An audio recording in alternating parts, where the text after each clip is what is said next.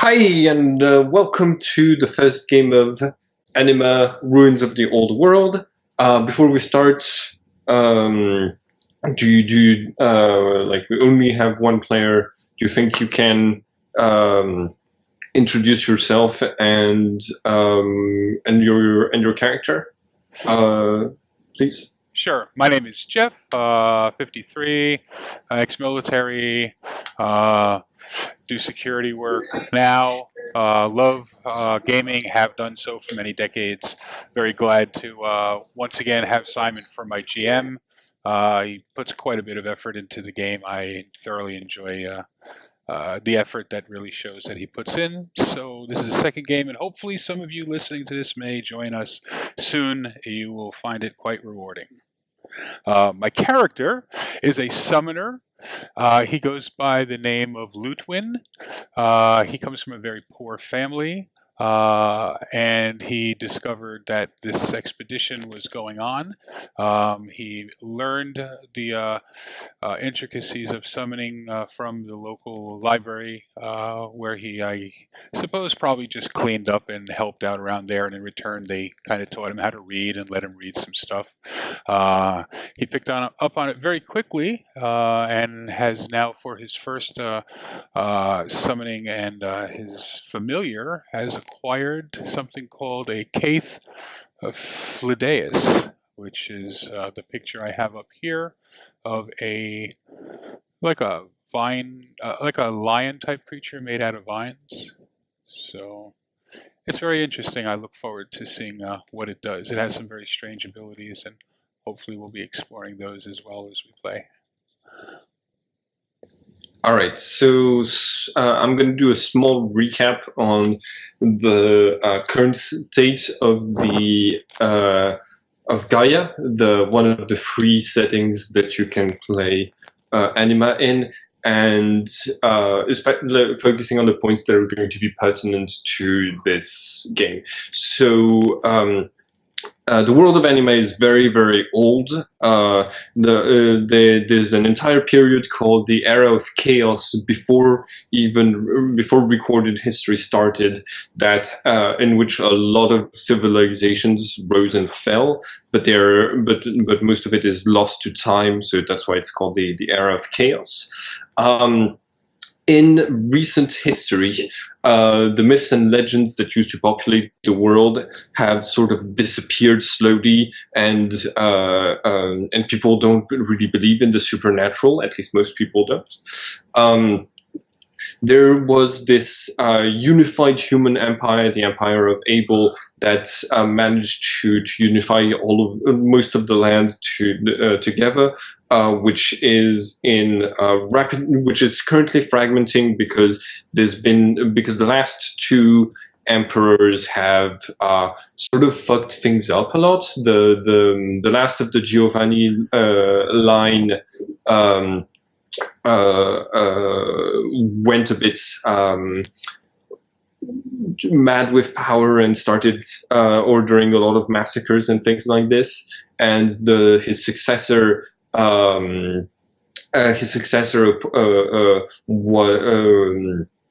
wasn't from the same line, but he was the leader of the rebellion against the last of the Giovannis, and he delegated too much, and he delegated a lot of his power to someone called El Jared, who undertook a lot of weird projects that the people weren't happy with, which led to another period of turmoil until she disappeared. And currently, a lot of the smaller principalities, a lot of the smaller kingdoms that had been like under the rule of the Empire of Abel have started like just moving away from Abel, and some of them are outright fighting against the Empire. There's also the matter of religion. Anima, the main religion in most of the territories of this game, the religion is called Christianity. It's similar to Christianity in our world, with a few differences. At the head of their Inquisition, their Inquisition tries to hunt the supernatural, which exists in Gaia, and they're trying to make sure that nobody learns magic, that nobody finds out that it's real, and because their savior, their prophet, Abel, was determined to purge its existence from the world, because of how much problems it could cause if some people had a bunch of power and some people didn't have access to magic and stuff like this. That is to say, there is some exceptions allowed by the Inquisition, which are the people who are recognized as saints. And you're the first one to do that in one of my games, taking the advantage to be a saint, because most people just think, oh, I'll be hunted by the Inquisition if I have supernatural powers. It's part of the game. But you took this advantage to be recognized by the church as someone who has mystical powers that were given to you by God, so allowing you to freely operate with those powers, without any fears of repercussions from the Inquisition. But the Christianity is not the only religion. There is also the the pronunciation is probably super weird because it's spelled Enneaf, so I'm calling it NF. But it's basically another faith that is competing with Christianity in countries of the world that are more that are more Eastern countries, and that is important because you are going to be traveling to Stygia, one of the countries that is under the NF faith, and the tensions between those two religions is such that there is a great risk for a war right now, because I'm going to ping it on the map. These countries, the Dominion and Argos, that are right here, are the home, or the center of power for Christianity, and Kushistan and Stygia are the home of power for the NF faith. So that's why there's lots of tensions right now. And we start off in the Lucretio, another one of the countries that immediately declared themselves independent from the empire as soon as the trend started. The head of this the head of the state of Lucretio is the son of the last emperor of the Giovanni line, who could not inherit the throne because his father forced him, the Prince Lucanor, to stab him with his own sword, making him a regicide, making it impossible for Lucanor to inherit the throne. Instead, he only inherited the throne of his mother's side, of this principality of this country of the Lucretio. So we start off in a little church in the capital of Dulucart of the Lucretio. You have been. The expedition leaves in 2 days. You joined this archeological expedition organized by the Lucretio, by the country you're in right now. But before you leave, you've obtained a request by by a high inquisitor to come over to this church and talk with him. And high inquisitors are a big deal. You haven't they hunt people who have supernatural powers. So do you go? Yes, I go and I bring Godric with me, having no fear, because God is clearly on my side since he has chosen to give me this protector. All right. In my mind, anyway. I don't know about Nazriel's mind. So yeah, you arrive in this church, and you find him with his legislator. That's the name of the Inquisitor's blades. Planted against the floor of the church, and you find him in prayer. When there's nobody else in this church, and when you arrive, even with the doors banging shut behind you, he does not move. What do you do? I will do whatever the equivalent is of taking, like in our world, it would be a font of holy water at the back that you would take and make a sign of a cross. I'm not sure what the equivalent would be. So Anima goes out of its way to make parallels with our cultures in a lot of ways. So you can just assume that traditions that pertain to the Christian faith would or at least that pertain to it in the medieval times would still be existing, would still be working the same way. Okay, so I'll do that. I make the sign of the cross. I will bow. I will walk up 3/4 of the way. I'll stay outside of what might be considered his personal safety space, and I will slide into a pew on the right-hand side, and I will then also kneel and sort of go into a prayer type of situation, paralleling him, waiting for him to acknowledge me, because I believe he's quite well aware I've entered and I'm there. So yeah. I think he'll acknowledge me when he's ready. So it takes him about 1 hour of praying before he gets up and turns to you, and he sheaves his giant white sword, and he comes towards you, and he says, and he hands you a letter. He says, the church has decided to officially recognize you as a saint. Congratulations.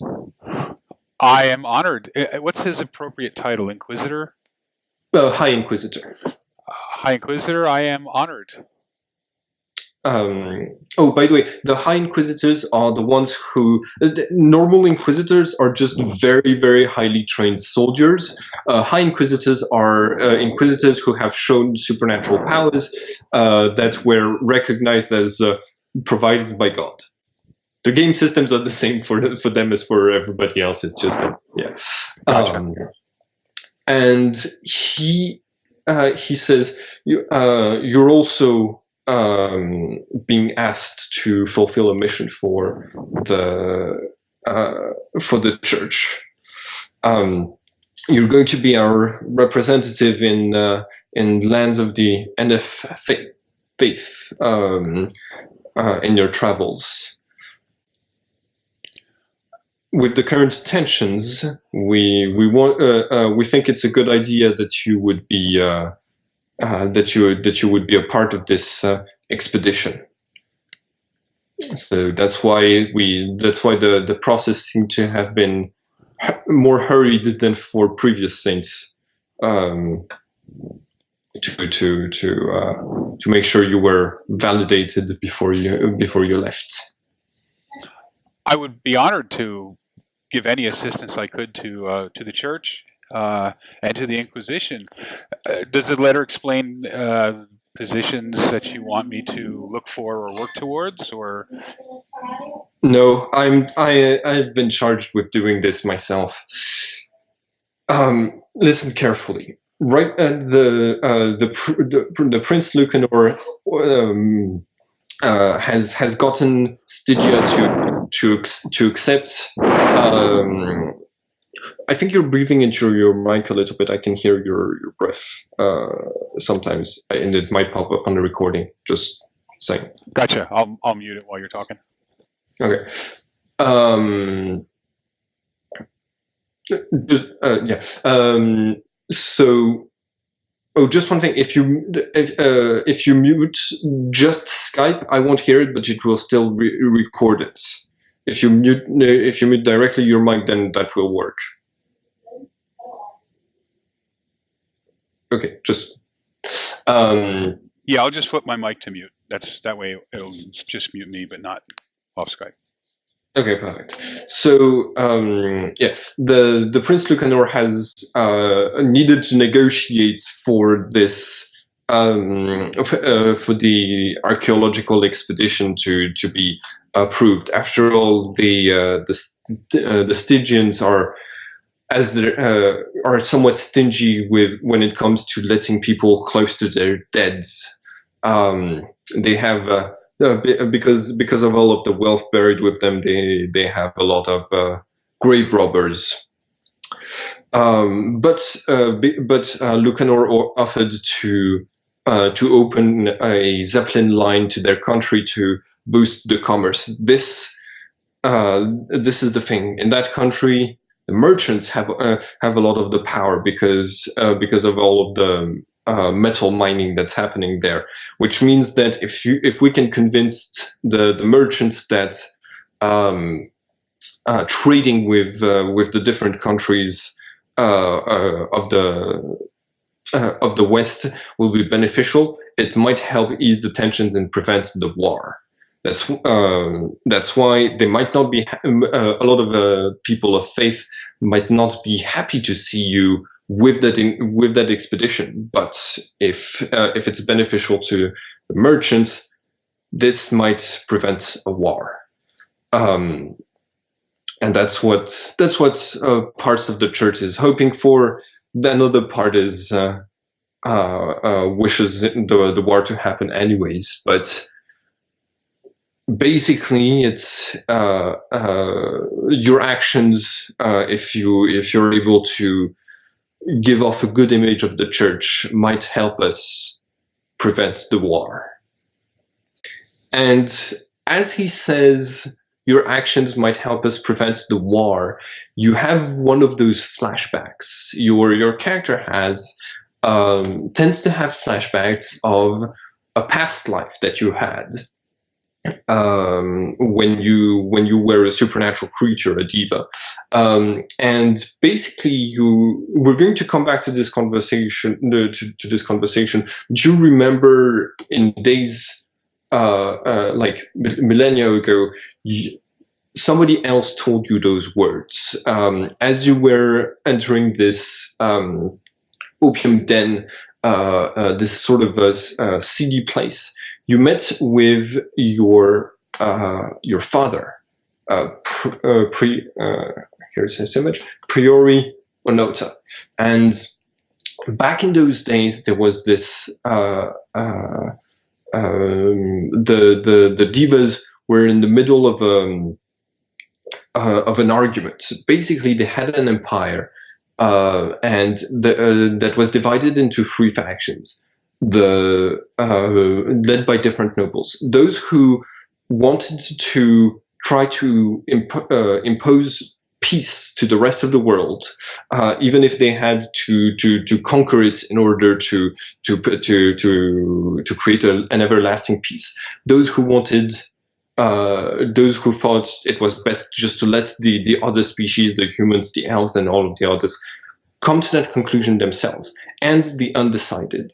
And you were invited in this place, and when you reached it, your father wanted to send you on a mission with two other people.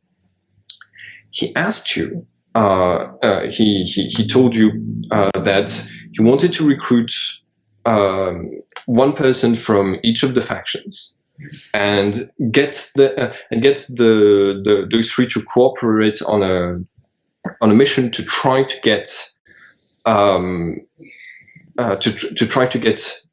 to make weapons. The idea is simple. He told you. Right now, a large group of the population is undecided, but that might change.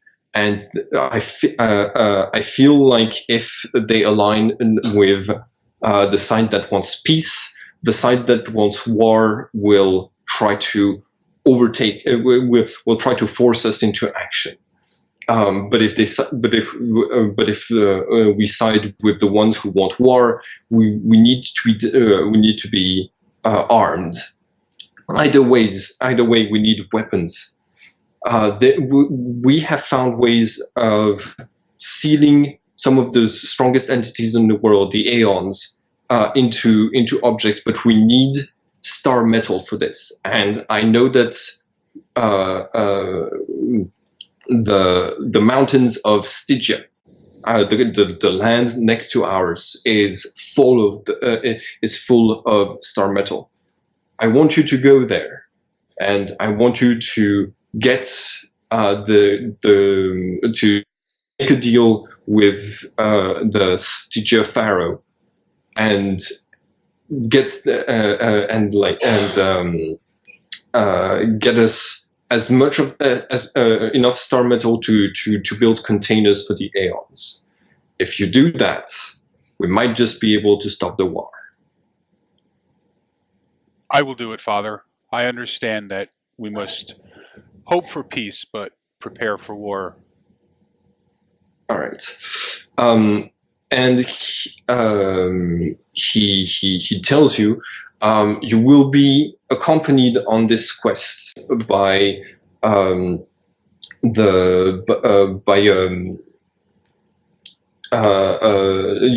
be going with the excuse that you're going on a diplomatic mission. So you will be going with with the princess of our kingdom, and with one of the people who can, and with someone who is very good at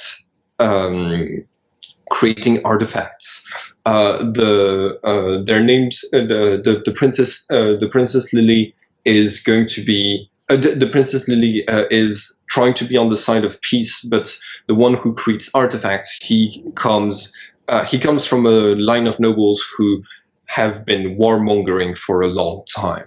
That's not his opinions, but that's not necessarily his own opinions, but that's that's the people he's associated with. So go out, go and meet them, and if you hurry, we might just be able to stop this. And that's where your flashback ends. You're gonna have more, more agency in the flashbacks later, but right now that was just explaining what the two scenarios are going to be. And both of them are you heading off to Stygia. So yeah, you're sort of like. The Inquisitor Israel asks you, are you okay? Are you listening to me? This is important, because you sort of your eyes sort of glazed off when you were remembering. Yes, no, I'm listening. Good. Do you have any questions? So we believe that the merchants will be the key to swaying the actual rulership into agreeing to, rather than war, engage in trade. They have sufficient sway over the church and over the rulership, the leadership. The Pharaoh's will is absolute, but the country survives. The country is mostly desert. It survives thanks to its exports of gold. But but until now, all that they had to do this was their ships. That's why the fact that Lucanor is offering in exchange for the permission to go into the necropolis, a Zeppelin line, is a very smart move on his part. Perhaps the merchants might be able to share some insight on how best to appeal to the Pharaoh to get him to see the prince's way. That maybe if you have if you think that is that will help you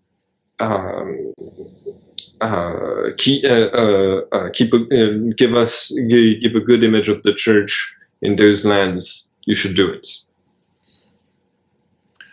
I believe I understand what you are looking for, and I will do my best. He nods, he stands up and says, may Abel be with you. And he starts to walk away. I step aside and give him a courtesy bow, and let him leave with the last word.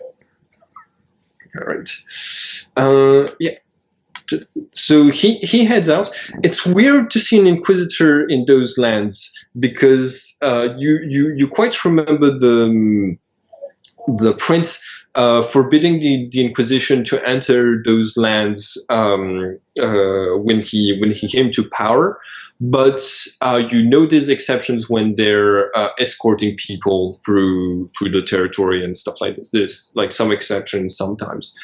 But yes, you now have like a scroll with the seal of the church on it.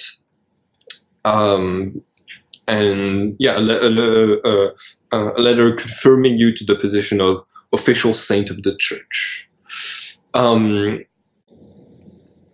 Yeah, so Israel had like you keep Godric outside of your body at all times because he can disappear within your body at will and with like no costs. I would probably keep him out specifically in areas like in a church and such, because as he is, as far as I'm concerned, a gift from God. So certainly should be out and there for anyone to see. I'm sure people who might know might wonder. So I think it helps my image if they actually see it. Yeah.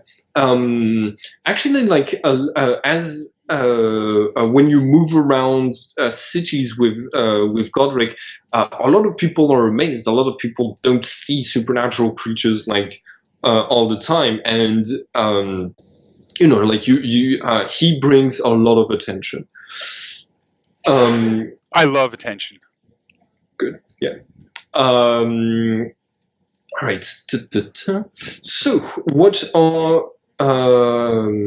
the expedition leaves tomorrow morning. You're going to be leaving on the first Zeppelin on the Zeppelin that's going to be connecting Stygia to El Cairo to Dulukart, the two capitals. What are you going to do the night before? You haven't met the members of your expedition yet. You've just been approved for it by the administration.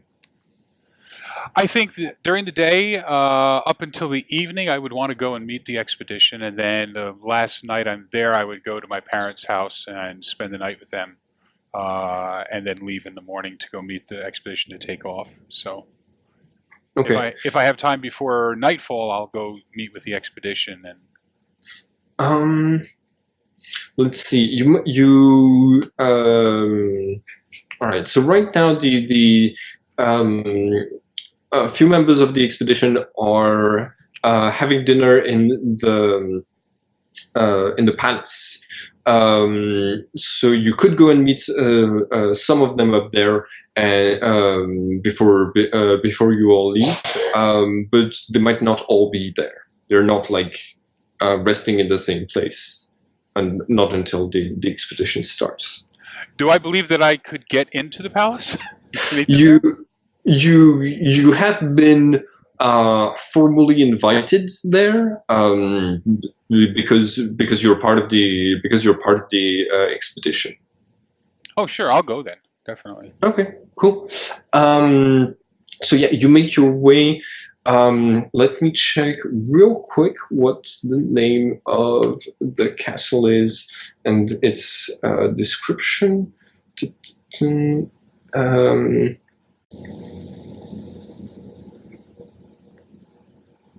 Okay.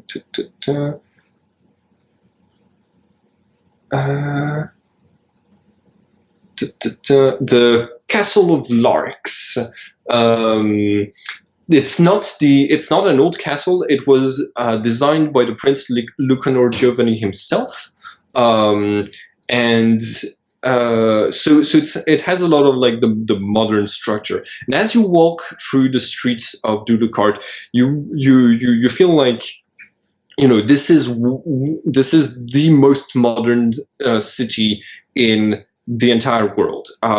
They've had like extreme technological progress ever since Lucanor stepped on the throne and promoted things like this. So you already have like electricity lighting up the streets. And you have like all sorts of different things that are like available here that aren't in the rest of the world. Guns are more prevalent here than in the rest of the world, and things like this. So like as you're walking through the streets, you have this like vibe, and you make your way up to the hill to this castle, which is designed in a weird way. It doesn't follow the usual architecture for like palaces, but it's in the at night it's illuminated by a lot of electric lights, and you're let in by the servants, and you find your way into the banquet hall. When you arrive there, you find that the prince's chair is left empty, and there's no food, and there's like no food in front of his seat. But different members of your what's it called? Expedition are present. You have so you have a couple of people there. There's someone to the side who is playing the lute, accompanying the gesticulations of this of a person who's masked and wearing a sword, and he's wearing this weird helmet, and he's recounting his previous fights, and yeah, there's also a couple of other people, but right now, like they're sort of like attracting all the attention of most of the table, because one is playing for while the other is like telling of epic tales. What do you do? I will try not to create a commotion to disturb this guy from his fantastic tales. So I'll just sort of approach the table and nod if anyone looks over at me, and just join them sitting at the table. All right. So he continues his tale, and you hear him talking about. From what you're gathering of this epic tale, he's part of the secret organization that fights and captures monsters, and he's telling of this time that a group of wizards attacked one of their secret bases deep inside of the forest, and he's like taking weird poses the entire time to demonstrate. Like he moves around a lot. when you sit down, you sit next to a person who's not listening to the story, but mostly she's taking notes on the food that she's eating. You can see that like she's she tastes it and she writes things down in her notebook. Yeah. What do you? Well, I won't disturb her, but if she looks over at me, I'll just smile friendly to her and nod. Okay. She does look at you when you sit down and with the servants like bring you food.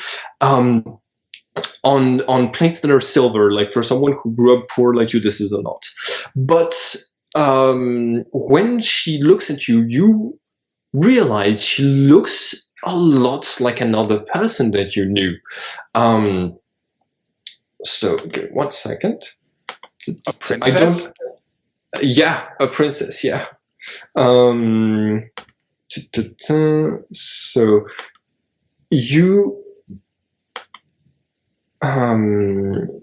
you remember when you were on your way to Stygia, and you met with the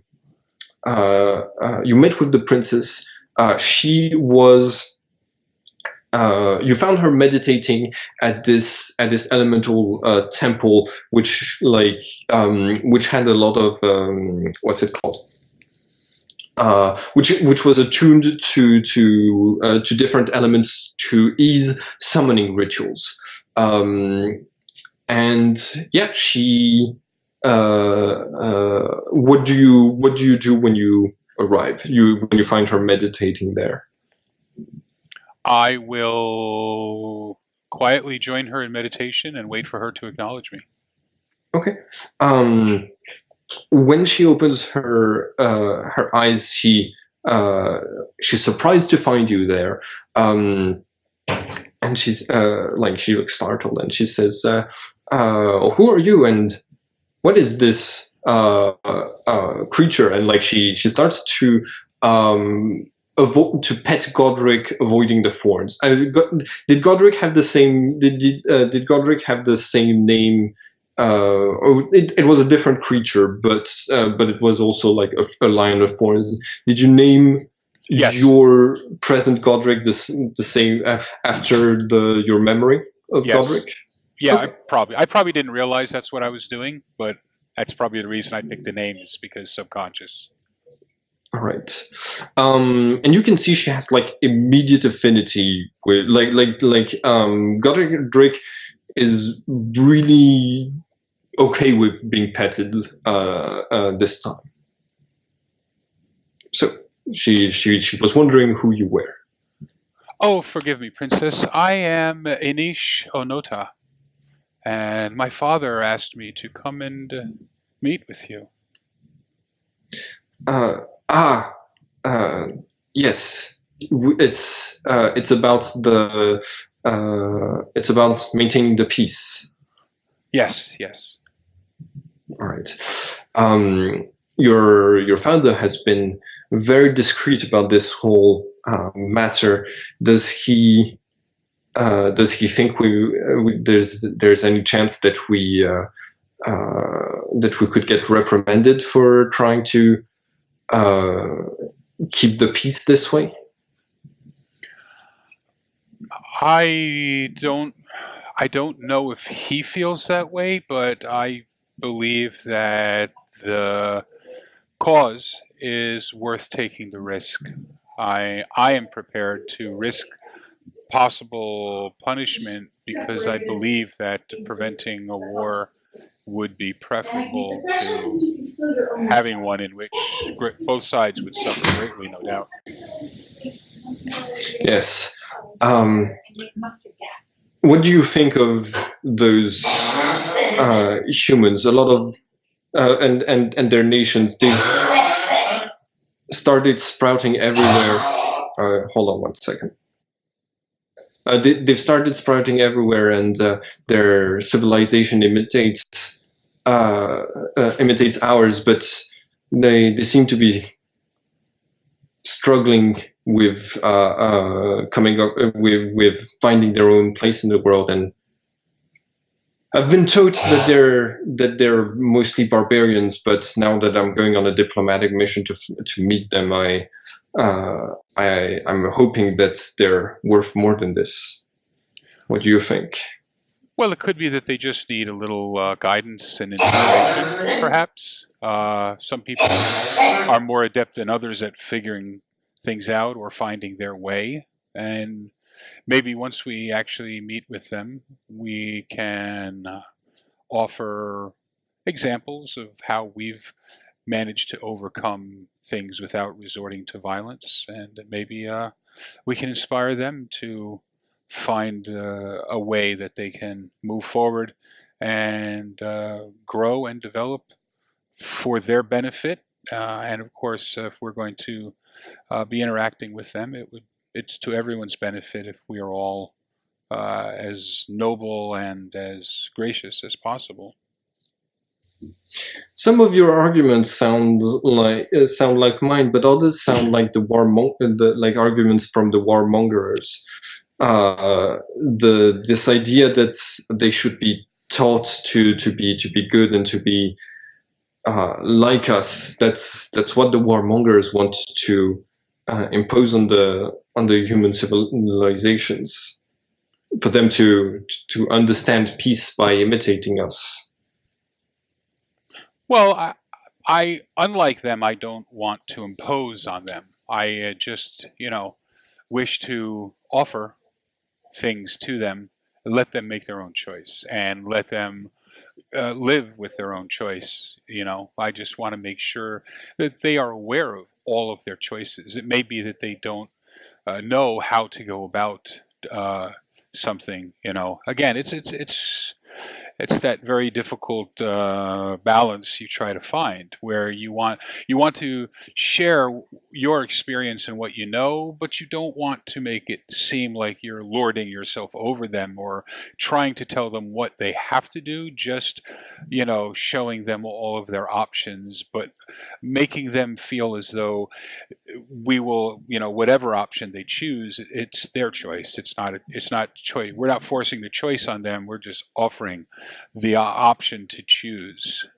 I think that's going to be that delicate walk that we're going to have to do. It is going to be delicate indeed.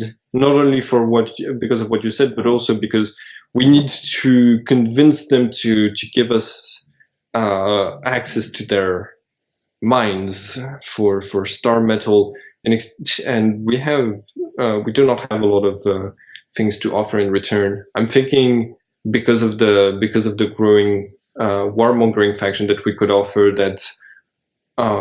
Sending this to us might help our convince our economy to convince those who value our economy to not go to war with them. But that it sounds like we're just it sounds to me like I'd just be blackmailing the Pharaoh into giving it to us.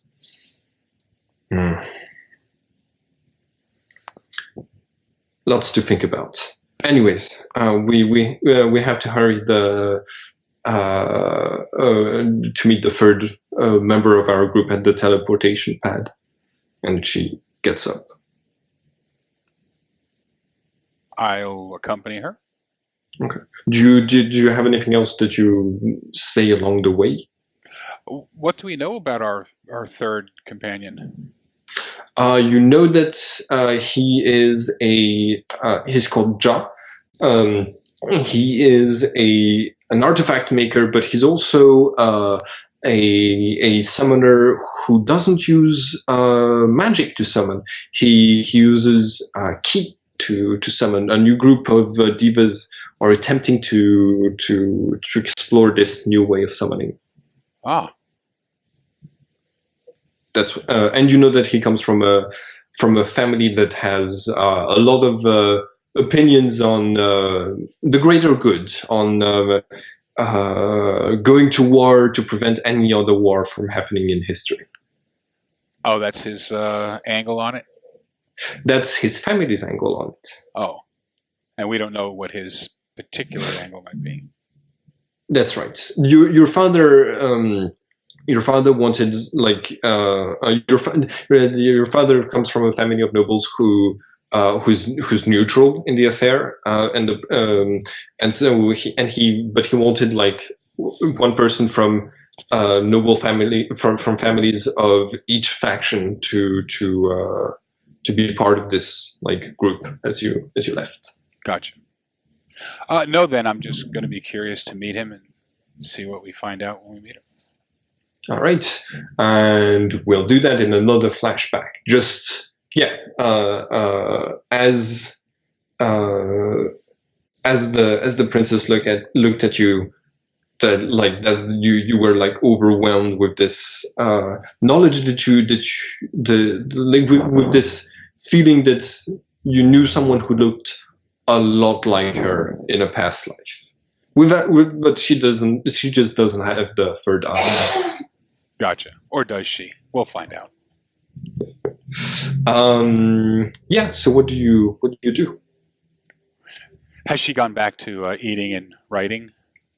Yeah, she just looked at you, and she doesn't seem to have the same, like, you sort of stared because of the flashback, but she just went back to like taking a bite. She does say hello to you, but hello. I'm sorry, I haven't. I don't know everyone yet in the expedition. I'm Lily. I'm the cook. I'm Lutwin. Nice to meet you. Nice to meet you. What is your role in the expedition? I guess I am accompanying you. I have an interest in exploring. I'm also good at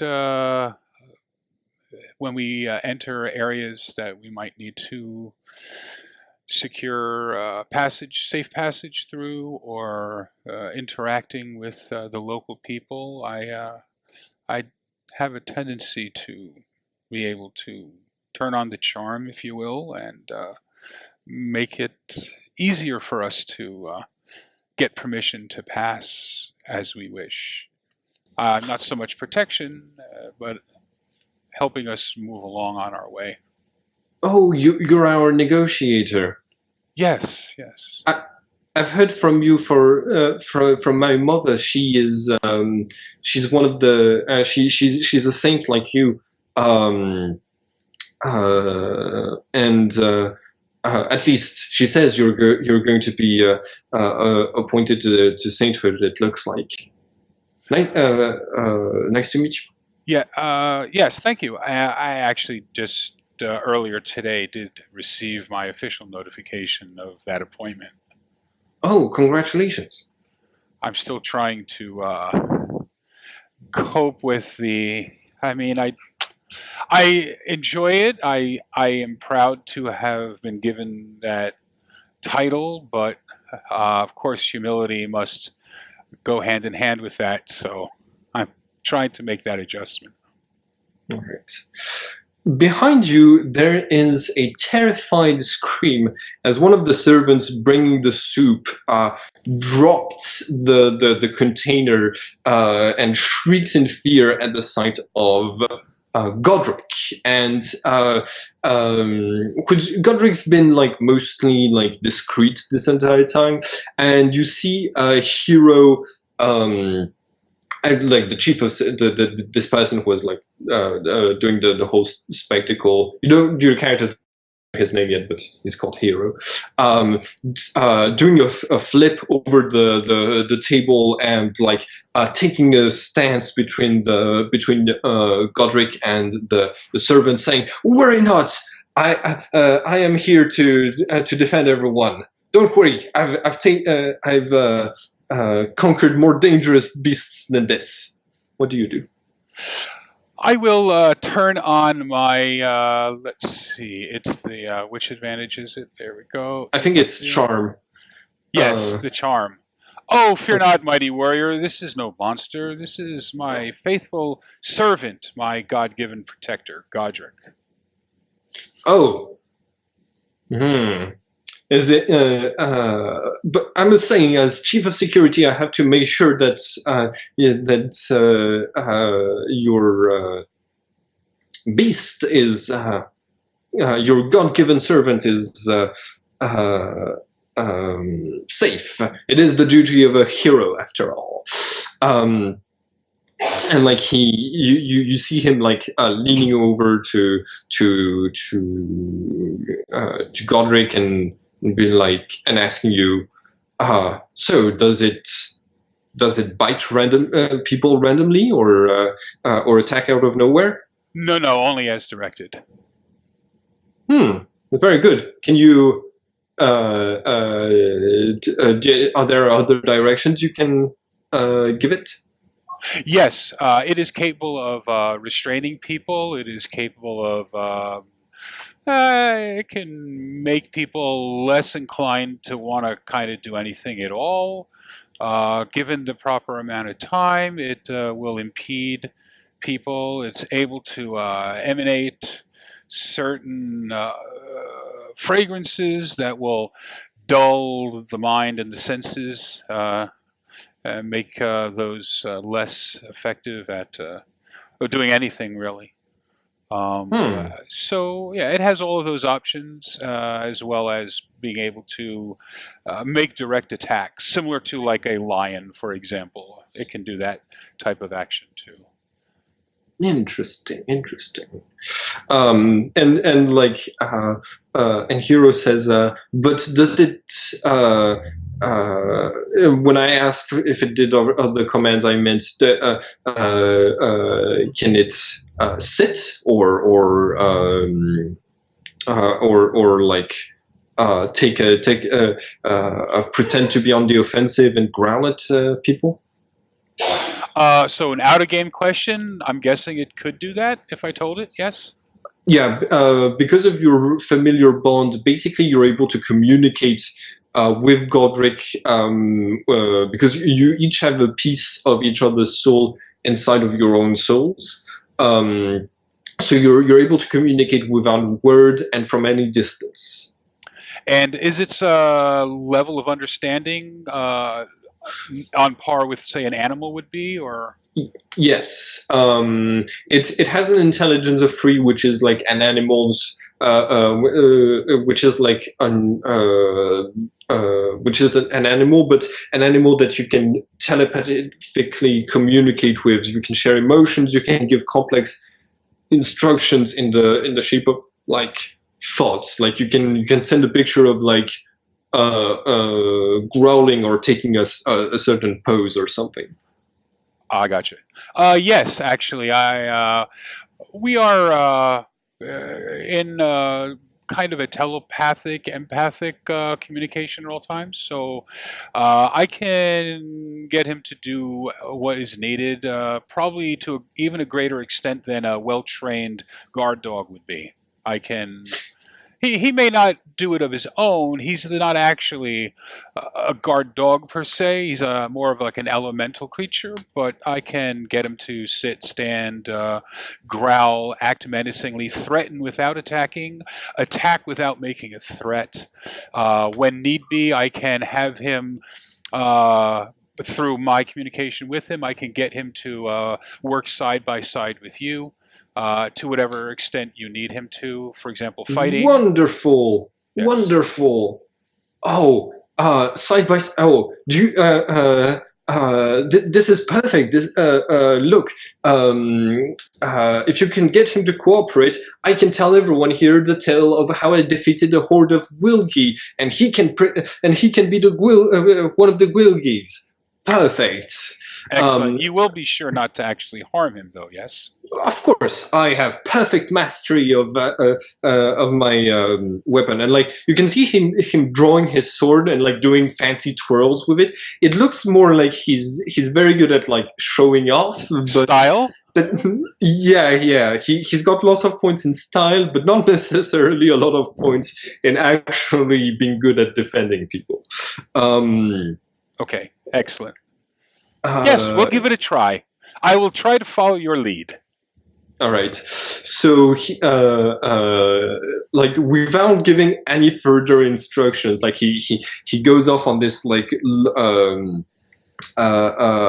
epic tale of a village that was like that was in danger from Gwilgi, which are also called infernal hounds. And I will make him at that point. He'll rear up on his hind thorns and raise his front thorn-like claws. And can he emit a growl or any kind of noise?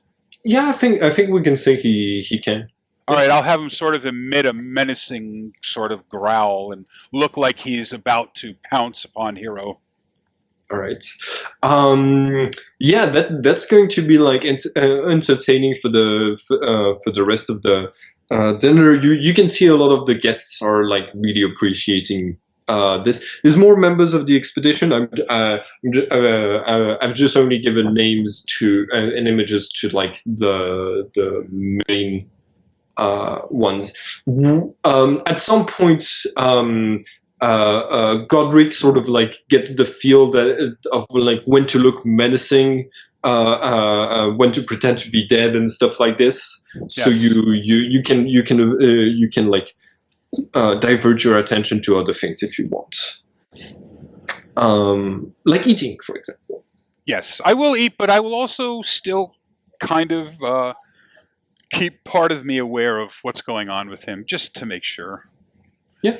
I mean, I don't know this guy Hero yet. He looks okay and all that, and he's part of the expedition, but he may accidentally nick him, and we don't want any problems. Yeah. All right. Yeah. So you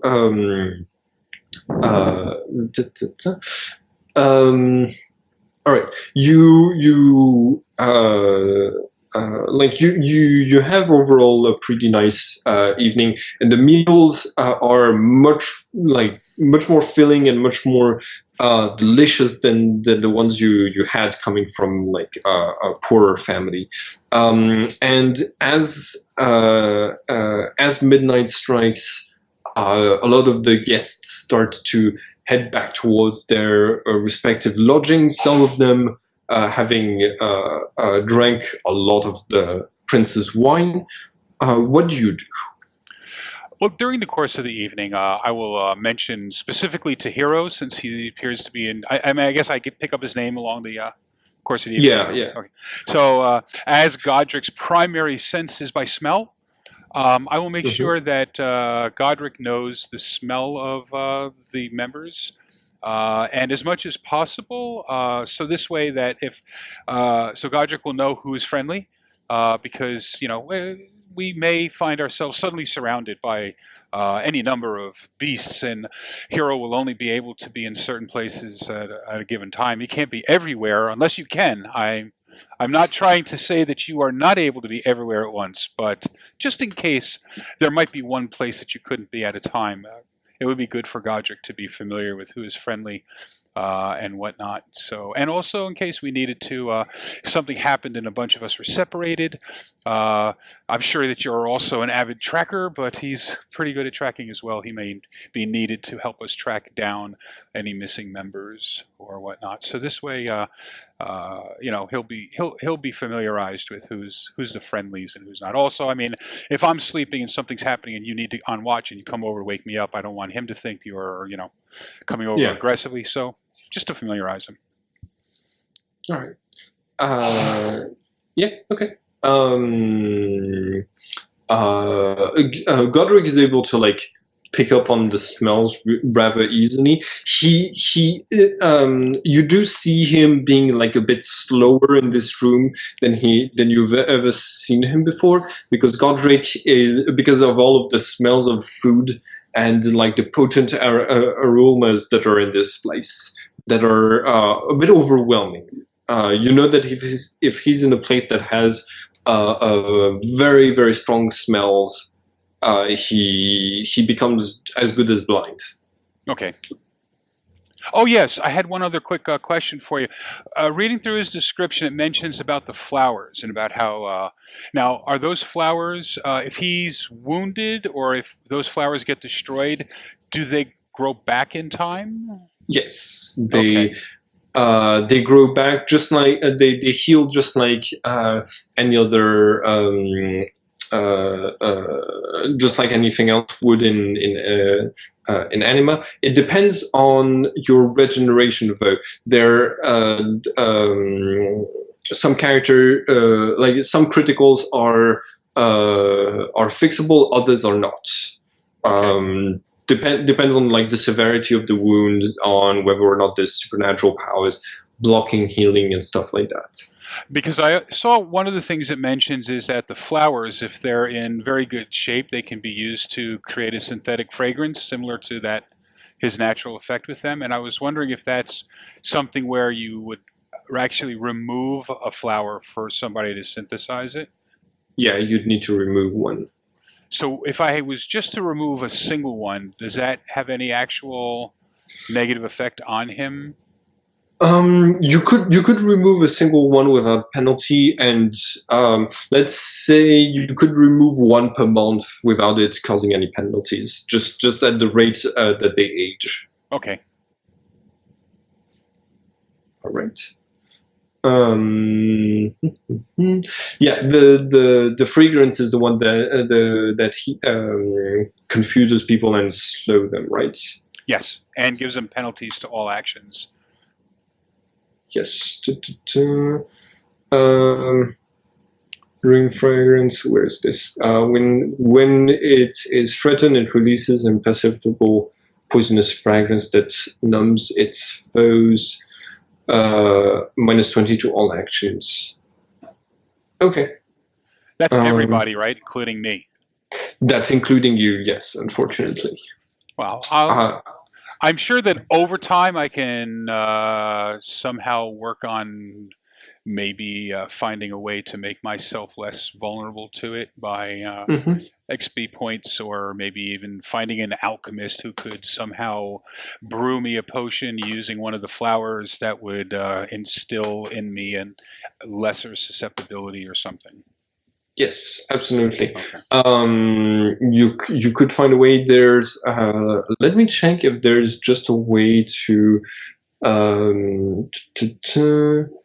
requires time that prepares without limits, additional attack, area, damage, distance. There doesn't seem to be a way to select people, so you might need what you suggested with an alchemist to be able to do. Yeah, I mean, I've only recently acquired him, so this is probably one of those long range goals like we talked about. I'm all for having goals that are a month or a year of game time down the road. Something to think about along the way. Yeah, gotcha.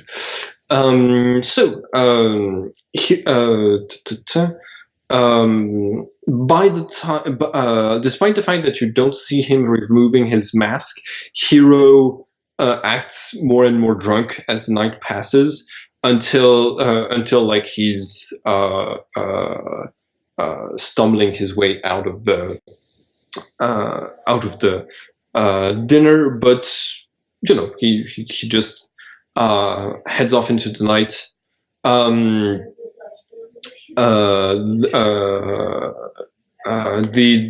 The musician that was like accompanying him looks exhausted, and but everybody else looks like they've had a good time as they head out.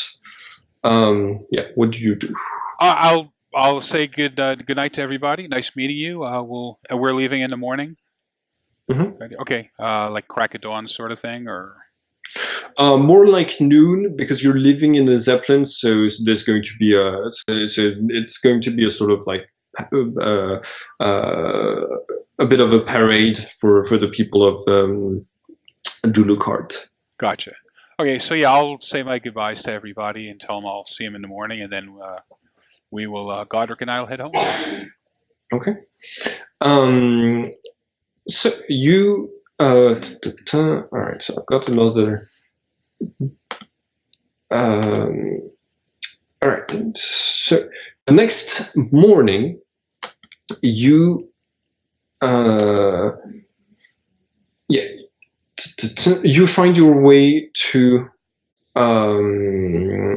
you find your way to the tower that has like the free air to which the airships attach dock, in Dulukart, and there's the zeppelin that's going to take you to your destination. The lady too. The lady having been the first zeppelin ever made by Dulukart. You don't know. You don't know where it is now. You just know that it's not being used on any of the free lines to the other countries. Oh Yeah. boy. Do we know that it's still in service, or You can roll for something to be aware of this. Let me have a look. It might be a history check. It's very recent history, but it's still a history check. Or, yeah, I'm not seeing anything else. History, then? Yeah, go ahead and roll history. You have points in that. 75. Okay, it's you know that it's missing in action, to put it simply. Simply put, the only official scenario by the game is the players board it and then a crash happens. It's because there's like a few zeppelins in this game. The game masters have this trend of we have this trope of, if a player boards a zeppelin, it's going to crash. And we're getting on a zeppelin. Yeah. So there's quite a crowd around. You have to make your way past them to reach the zeppelin. You see most of the members of the expedition are there, like waving. Still no sign of the prince, but you do see with the other members of the expedition, Sophia, the only member of the expedition that you know about. She's the head archaeologist. She is a student from the University of Vilmora. The other, which is the other big university. It comes from the biggest university in the empire, and Dulukart also has like a place called the Great University. So like yeah, a lot. Yeah, that's it. You also see a sort of ghost, a sort of like there's this lady wearing like a white clothing with like green symbols, usually associated with the church, who is talking to Lily. Lily the cook, and she's semi-transparent, as if she isn't exactly here. This is what she looks like. You've probably heard of her. She is she's called the Immortal Saint. She's been active as a saint for centuries now. and yeah, she's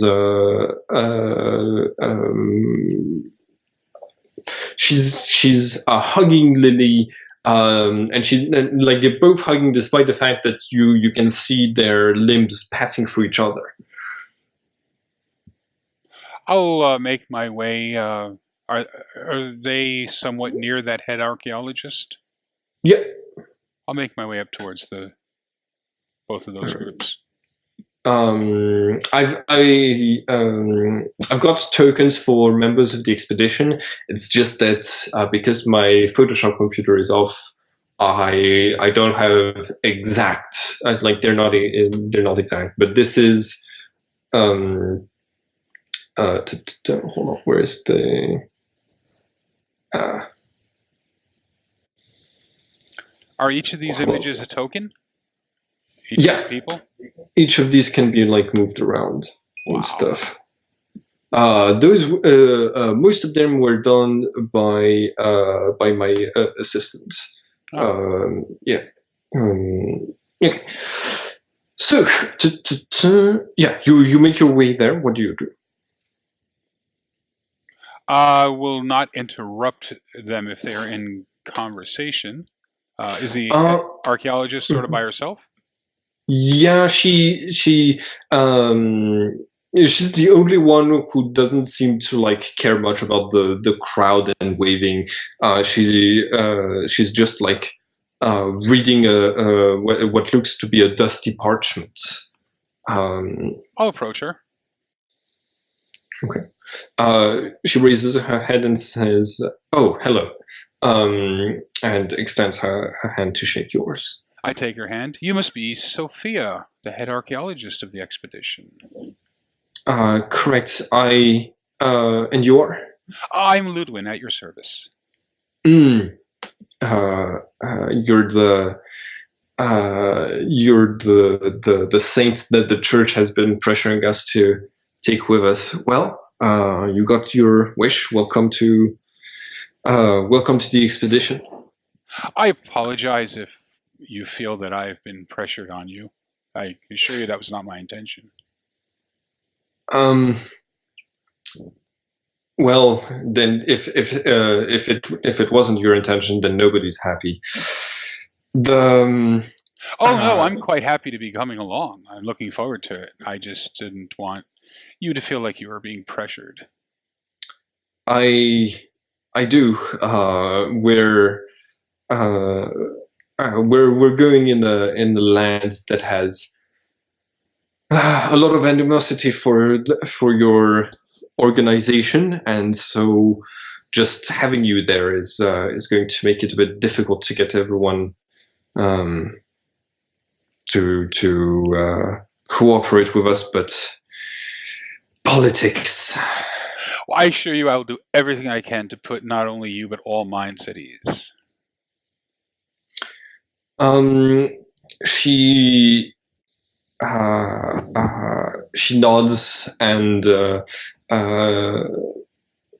yeah. Can you roll for persuasion to try to convince her that you're like actually going to be beneficial to her expedition? Yeah. Okay, cool. Yeah, she gives you like the first smile that you've seen her like have when she nods. All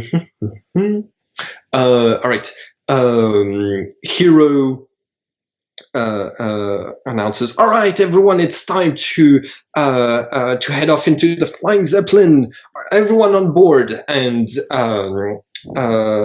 make sure you have all of your equipment because we will not be turning back." I don't imagine I have a lot of equipment. I am poor after all. So yeah. I've got a Bible. It's well read and well loved. Mm-hmm. Clothes on my back, maybe another set of clothes that's not as poor looking as the ones I'm wearing. And I guess that's it. My staff, which looks awesome, but has a value of 0. Mm-hmm. Uh, all right, yeah. So you you see a lot of like the crowd like cheering and waving you goodbye. Elianai is going to start like hovering away from you while she's waving at Lily. People are going to start filing, but it's going to take some time before everyone is like on board. What do you? Well, I will specifically attempt to wave to the immortal saint as she's going. Okay. She stops when she sees you, and she comes towards you. Do you have like the symbol of the church on your clothing like she does, or not? Yeah. I mean, I imagine I would have a simple but rather obvious cross that I wear outside my shirt. Okay. Yeah, she hovers towards you and says, "Hello." Hello. It's a pleasure to meet you. I have heard of you. Oh, I've never met an immortal saint. she nods and says, "Oh, believe me, I'm quite mortal. I've just been more careful than most."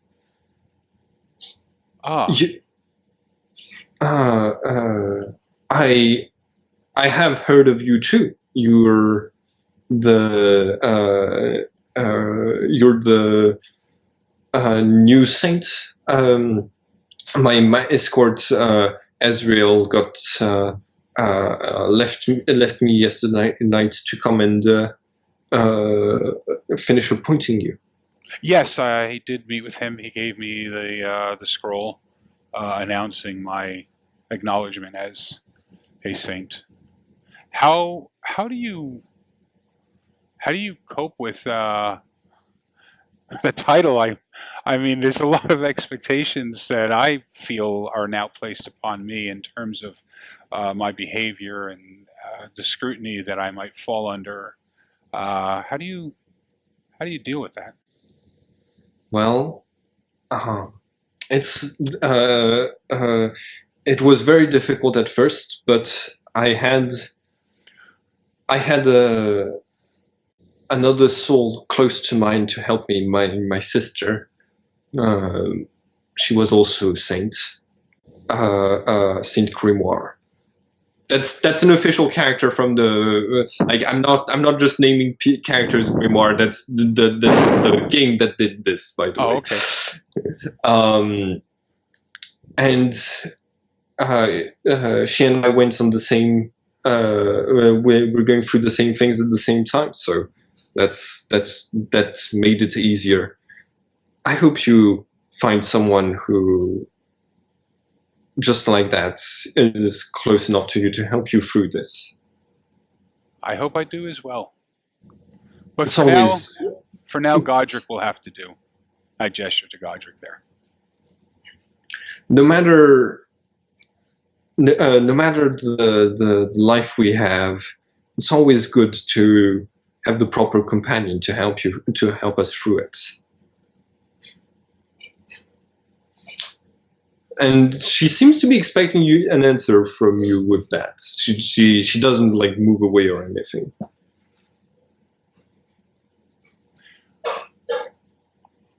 I look forward to finding the right companion. Perhaps it will be Godric. Perhaps I have yet to meet the person. I only hope I have the wisdom to recognize them when I meet them.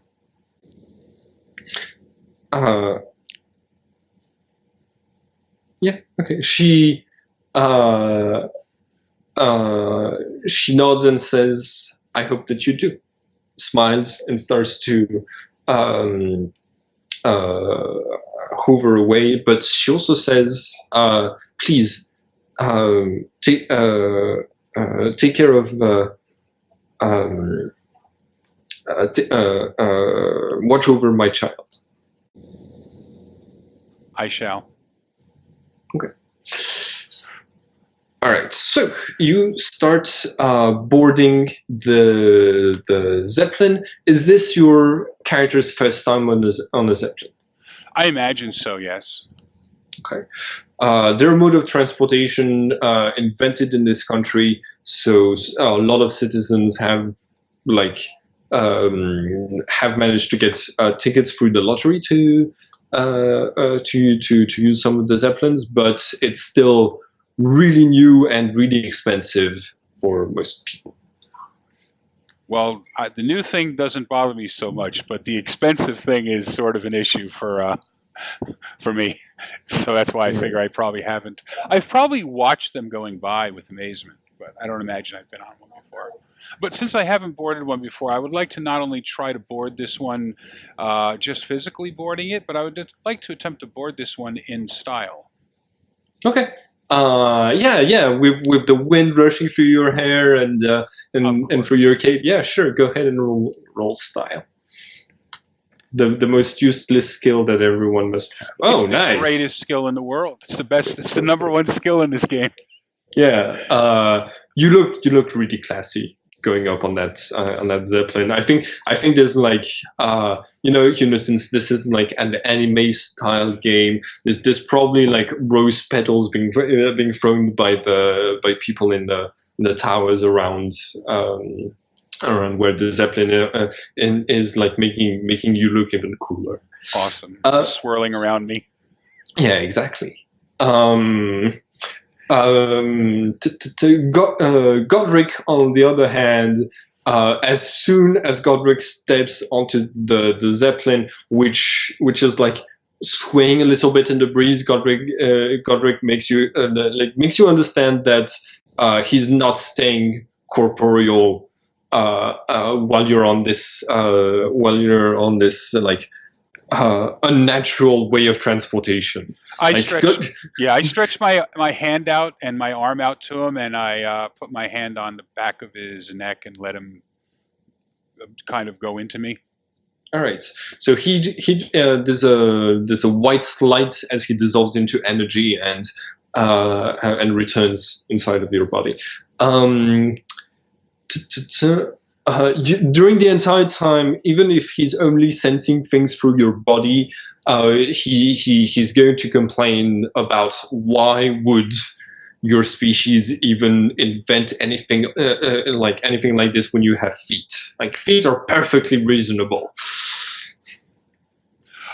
I agree. I've never been on one of these before, but I'm sharing with him my confidence that we would not have been led here if it was not part of God's plan. And so I'm completely confident that this is where we are supposed to be. And even if I may not necessarily like it myself, I'm sure that we will arrive safe and sound. And look at it this way.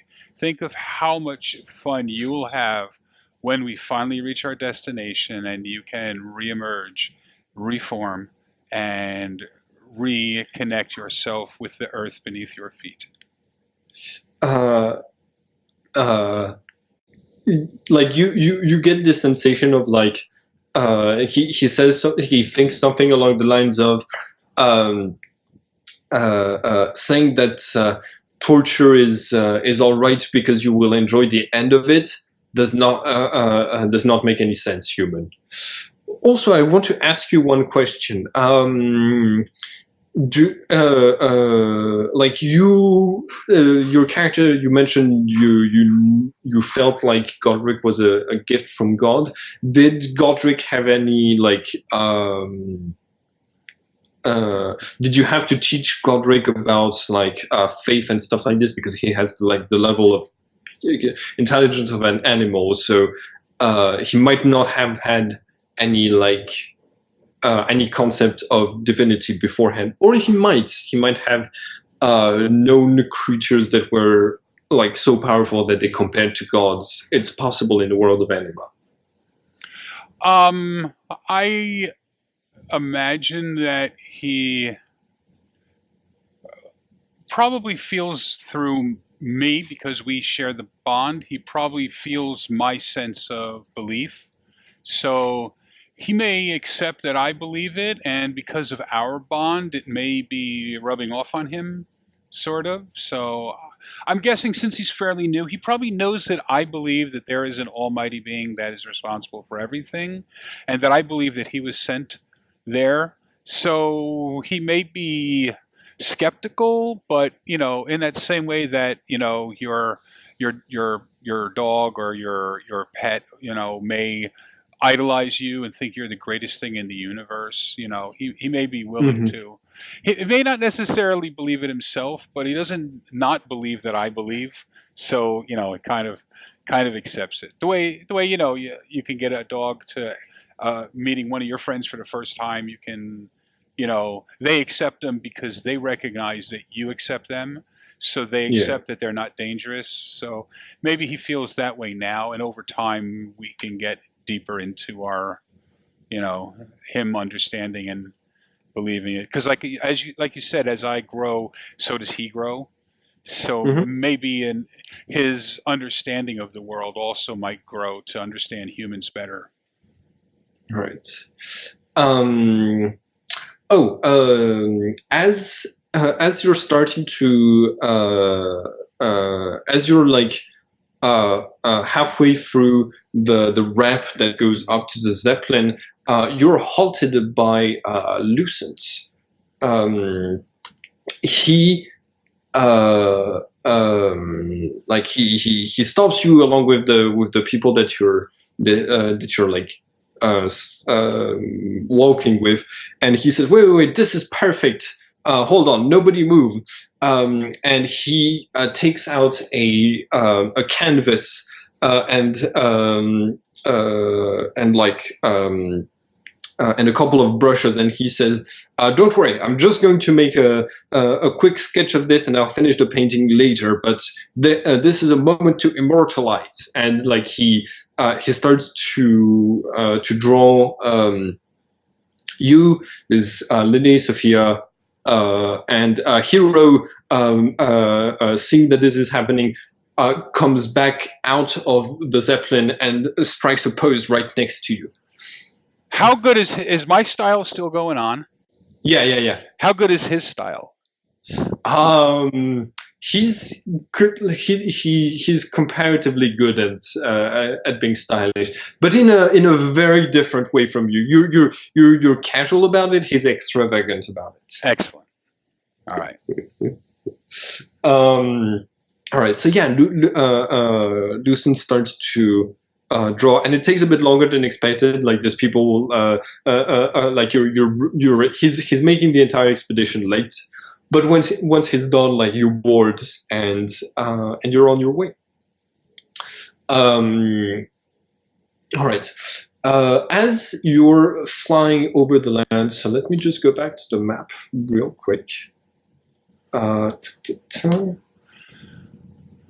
Now that we're actually up on top of the Zeppelin, not walking up the gangplank or anything, is Godric still just as nervous? I think he's still a bit nervous from the whole, because it's swaying a lot more, like under the wind. Gotcha.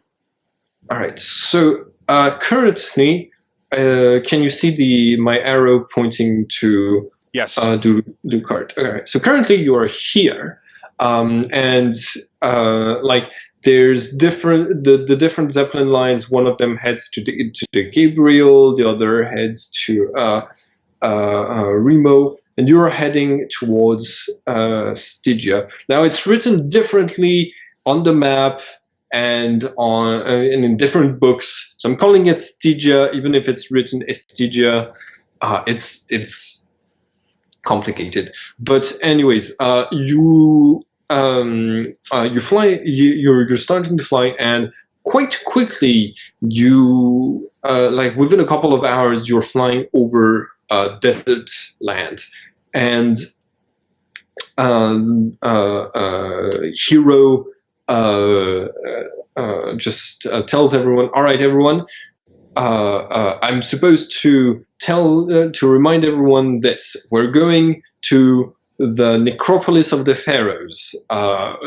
We've been allowed to enter some of the chambers that that living servants are still allowed to go in to preserve the entire place, but we aren't supposed to touch to take anything back out of there. Anyone who steals anything under a Stygian law can either be executed or turned into a living undead to serve the pharaohs. Just reminding you, be very careful not to take anything once we make it to the necropolis. But don't worry, if you do make a mistake, I'll be sure to protect you, because after all, this is the job of a hero of justice. And you can see that there's other guards going with the expedition, other people to complement him, so that he isn't like a lot of people seem more reassured by the presence of everyone else other than Hero. Gotcha. Yeah, but as you are flying towards those desert lands, it brings back to mind your previous travel there, where you had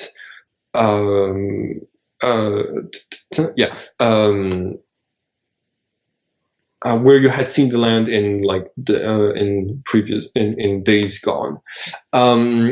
But back then, teleportation and magic was much more common. So you simply teleported through this pad here to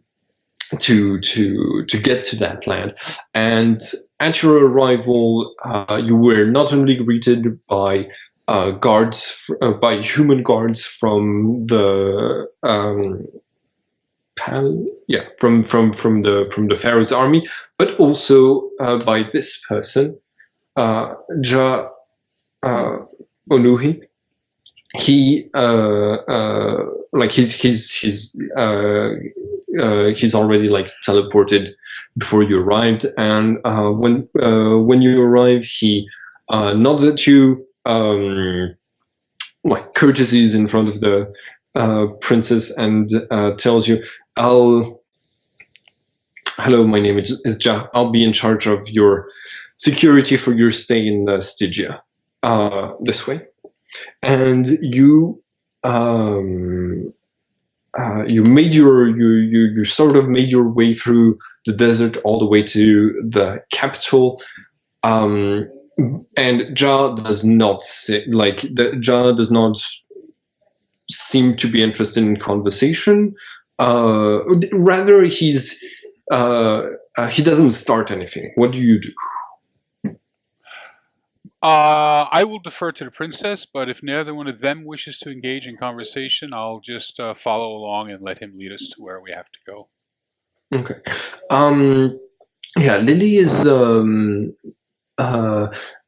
doing her best to stay composed and to look and to look dignified in this place.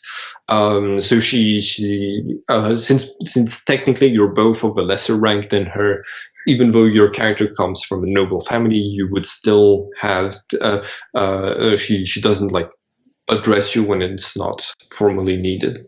So since you're not starting any conversations, it's in silence that you make your way to the capital. So the capital, I think, is called Al-Khair. Once again, Anima imitating the real world. I think it's a reference to Cairo. But yeah, the capital. So when you in your memory, it was a really new capital, and the architecture is mostly marble, and the Stygians seem to be obsessed with symmetry. So they, in fact, they take you through the scenic route through this place. This an official image from the book. This is the path of glory, with that they've like built with artificial waterfalls and like statues and symmetry. And yeah, you're making your way to the royal to the royal palace. So it's just Ja and the princess and myself. There's no one else escorting us.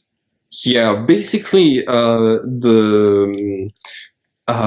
you like back in the day, you know that most humans aren't. How do you say this? Most humans don't have supernatural powers. The ones who do are pretty rare, but all divas have either psychic powers or magic, or an affinity for summoning. So three of you have tools to protect yourselves.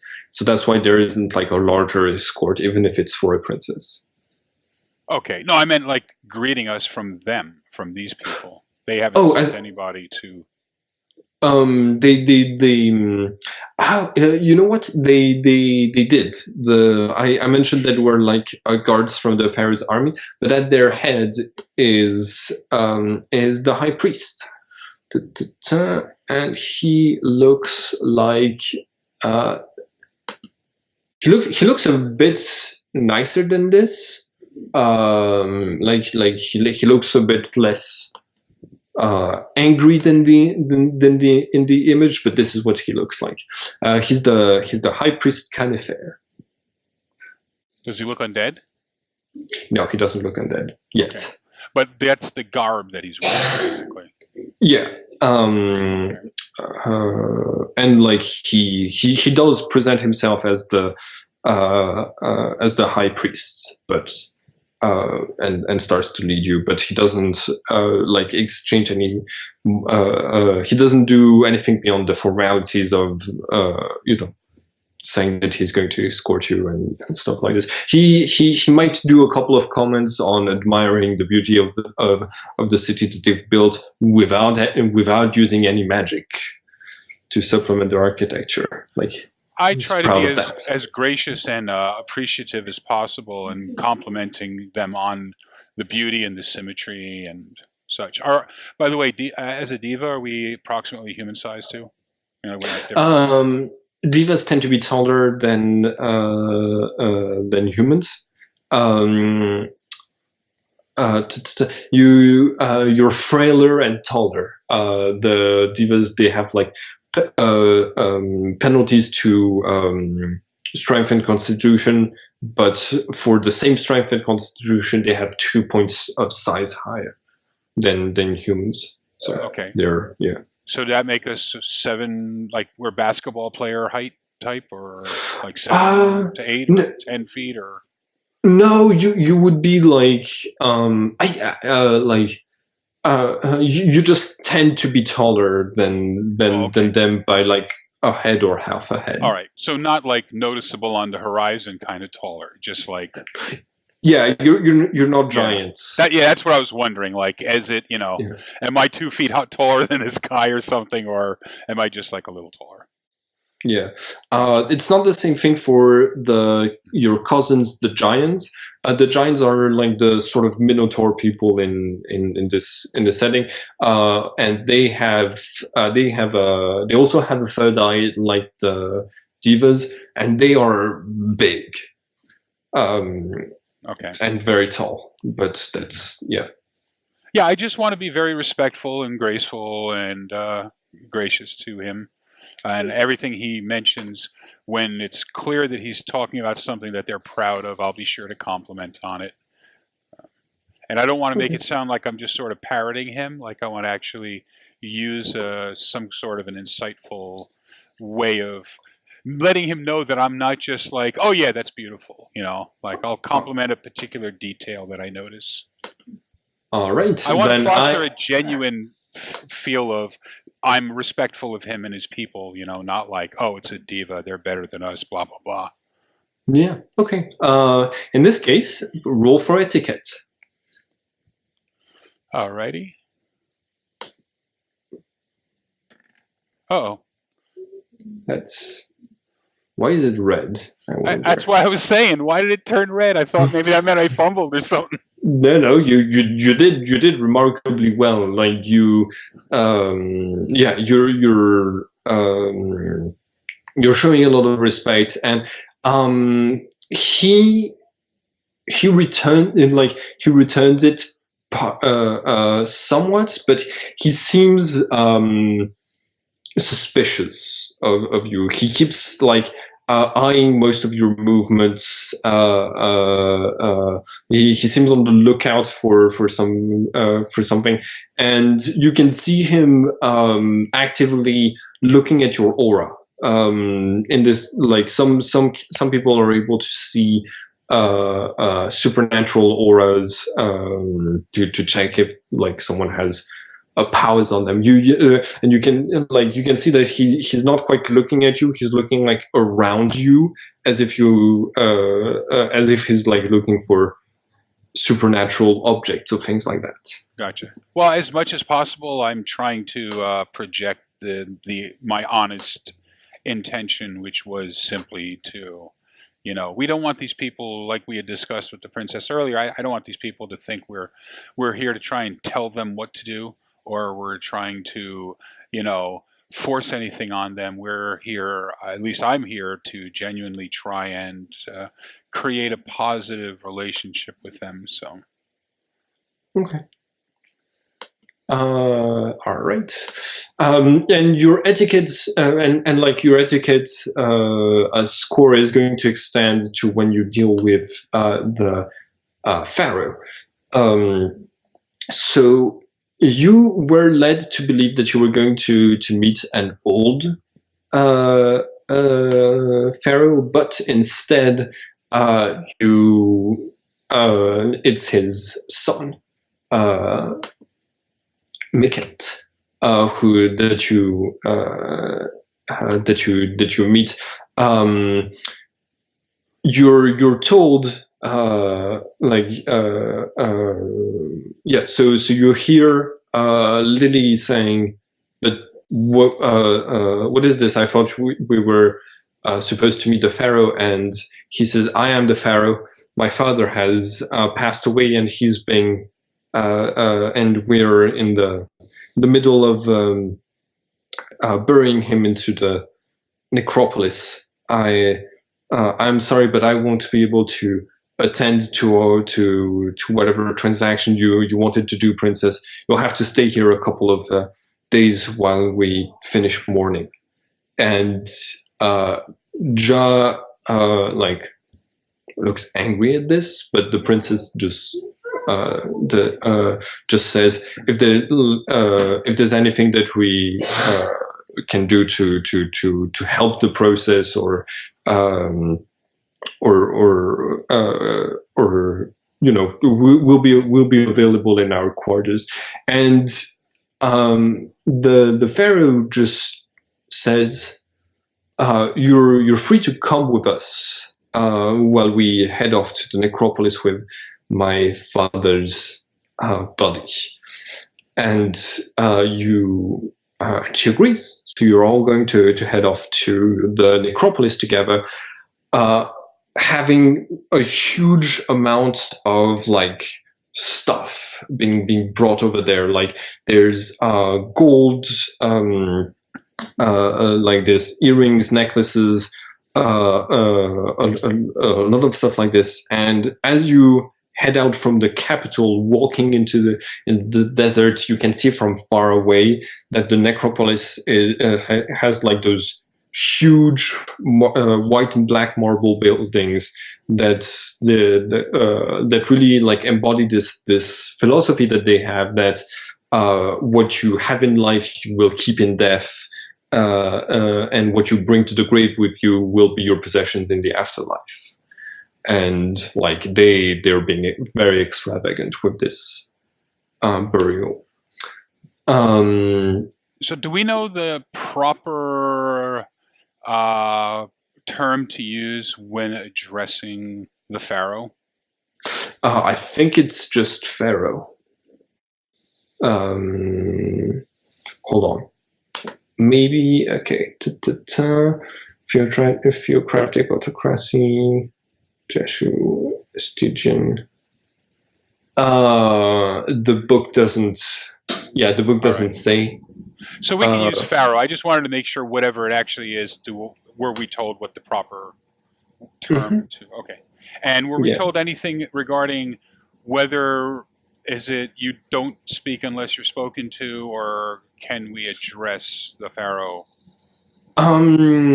You see his high priest addressing him like all the time, and so you think that servants or people of lower rank are able to address him. At least with your etiquette, you get the sense that you might be able to talk to him if you want. All right, so at a point in time when I'm not going to be interrupting, I would just like to say, Pharaoh, I grieve for your loss, and I don't wish our visit to be a burden upon you.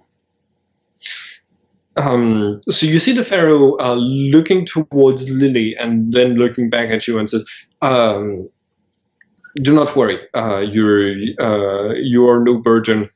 Your presence here makes me realize that life goes on, and I still have I have to take on the mantle that my father left me, and keep going with the things that he sought to accomplish." I will then, whatever his high priest does when the Pharaoh's done talking to him and he's done with the conversation, I don't know if is it a bow or whatnot, I will repeat that same response to him. Okay. He just before you go, he says, "Please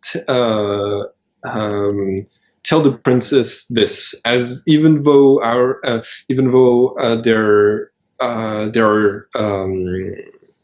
the politics are difficult with parts of your people wanting war.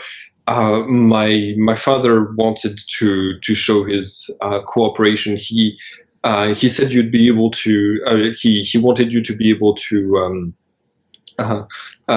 give you access to some of our mines, as long as in return you send us enough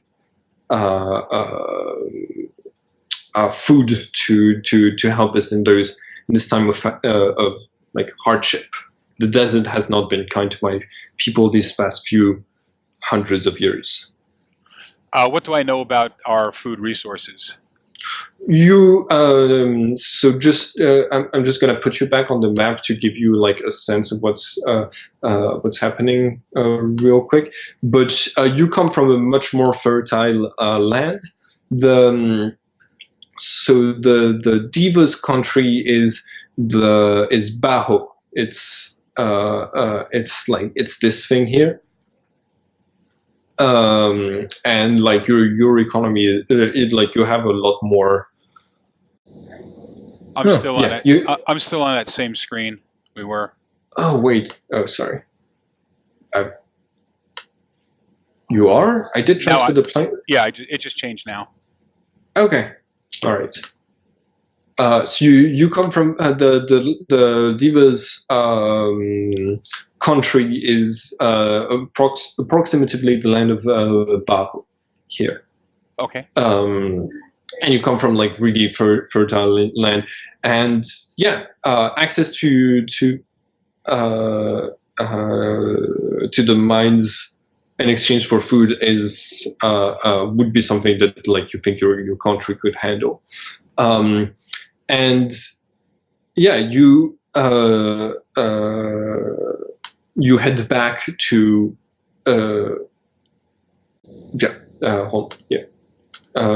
so once you're done with this conversation, what do you do? Also, I'm just wondering in our level of magic and technology that we have, in addition to being able to supply them with food, do we have a means to help them be able to uh, grow food or raise animals in their desert area that would help them as well also in the long term? Because rather than just giving them food that's going to run out, then they're just going to need more food. But if we have a means to help them grow more food, maybe they don't know how to possibly convert some of the desert, or like through the use of magic we can, Yeah. if we can change plots of the desert into more fertile, like maybe even right on the edge where it changes. Uh, You might have you could offer magical assistance and magical knowledge in that regard. You know that the other races tend to be more capable in that regard than humans. okay, and would that be You, any sort of breach of our etiquette for divas to share at least this no, kind of magic with humans? no. As long as you're not sharing the great secrets of how they're able to bind creature that have a very high hypnosis, or to control or like they have advanced the divas have advanced summoning techniques that they those are the things they don't want to share. Right. Okay. In that case, and is the princess kind of the senior member of this trio of us, the divas? No, actually, you're much older than her. What's it called? The Yeah, the characters that are divas stop aging when they look 30, so it's and live for up to 200 years. So it's very hard to tell who's the oldest, but your character is the oldest in this group. No, I meant senior as in rank or final decisions to be made. Yeah. That's the princess? Okay. I'll wait until we have a chance to have a private conversation between the princess and I. I'm okay with Ja being there also, but I just want to have that. So I don't know if you want to do that during this flashback or have that be another one. I think actually like it's an interesting scene. I'd like us for us to continue it. Nobody like you Ja and Lily are in a sort of gap in the long procession heading to the necropolis. So there's it seems like none of the humans want to be near like close to you. So you do have a lot of privacy thanks to the winds of the desert, like just blowing above your voices. Okay. Then yes, I will in a low voice to the princess say, so they're in need of food, but I'm thinking that if we were to offer them a way to use magic to make some of their land more nutrient rich so that it was capable of growing crops, they might, even if we were to take like the border of our lands and theirs where it's not quite fully desert yet, we could possibly use magic to extend the life of our land out into the desert parts of theirs to give them greater plots of land, and we can give them the seed and fertilizer techniques so that they would be able to not only have food now in their need, but also have a means for using a backup plan. So it would make them more independent, which personally, if I was the Pharaoh, I would view an opportunity from allies to, rather than just give me what I need now, provide me with the means to have it whenever I needed it. I think that might be a great leave to extend. She nods and says, "Yes, that's we should probably we should offer that to them." And you hear Ja saying, "That's a terrible idea.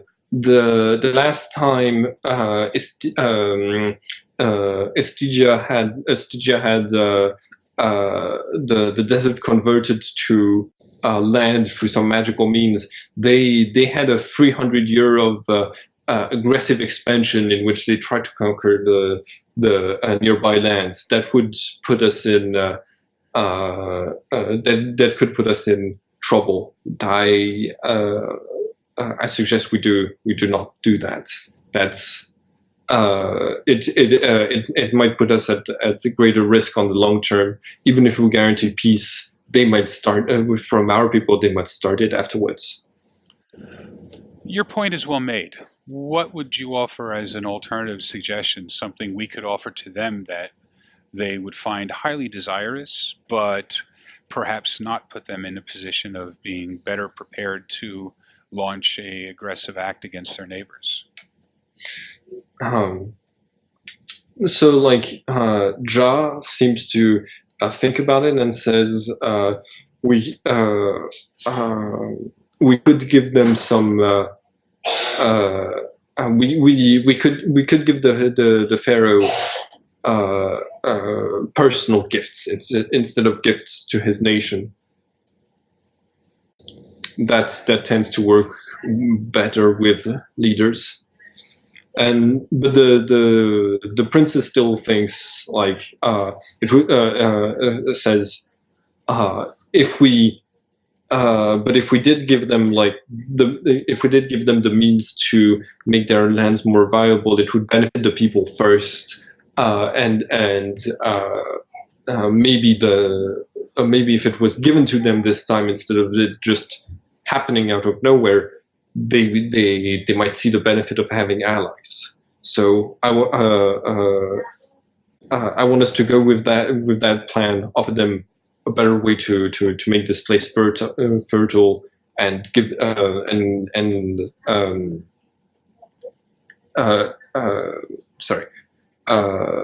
and just hope for the best. But did the Pharaoh mention doing anything in return for what you were talking to him about? Well, okay. Maybe I'm getting confused now. I mean, we're here because we don't want them to go to war, right? Maybe I'm getting confused with the flashback purpose in the current time. I'm sorry. So currently, your main problem is that there's a faction inside of Baho that wants to go to war with all of the other races in order to guarantee that they will, in order to impose peace on everyone if they succeed.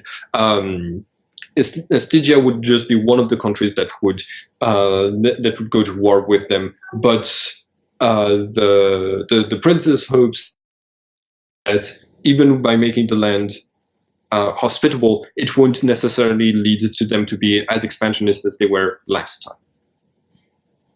Okay, and what is it that? Okay, so we're trying to prevent that faction from launching a war. Yeah, more. Or trying to you're trying to have weapons at the ready if the peaceful Devas have to fight against the someone to go to war, or if basically your father is with the ones who are undecided right now, and either the undecided will try to go with peace, and there might be a revolt for Devas who want to go to war, in which case having the greater weapons to stop the warmongers would be a good plan, or you are or if the undecided decide to go to war for the greater good, then having better weapons would make the war shorter. Okay, so the Pharaoh can allow us access to the metal that you need to create those weapons to prevent the aggressive faction from going to war. So we're looking for the metals to aid us in protecting them Yeah. from being attacked by factions of ours. So that is actually strong enough motivation in and of itself, I would think, for him to want to assist us. Possibly, yes. Interesting. Yeah, but the Pharaoh did mention he was okay with giving you access to their mines for 10 years in exchange for food. Or for nutritional help from your country. Okay. Well, how about this then? How about a compromise? How about if we were to offer them food now and the promise that we will look into a means by which we can help make their land more fertile. So we're not promising to do it for them. We're promising that we will look into that means to do so as a way to guarantee our continued positive relationships extending beyond that 10 year. Once that 10 years is up, perhaps we will be ready to renegotiate something at that time to ensure a continued relationship. And if within that 10-year period, they haven't come up with a solution to deal with these famines that occasionally spring up on them, that might be something we'll bring to the table in 10 years. I'm guessing we already kind of could do it now if we wanted to, right? There's a ritual of fertility in this game. Okay. So what we could do now is we could tell them that the use of the mines for the 10 years in return for food to carry their nation through this famine, but for the Pharaoh to bear in mind that we, of course, in 10 years will likely wish to renegotiate. And if he feels that helping an increase to the fertility of their land is something that he will feel interested in, that we may bring that to the table in 10 years when we renegotiate our arrangement. So that way we're not actually giving it to them. So your concern, Ja, is easily dealt with. We can just choose not to offer it.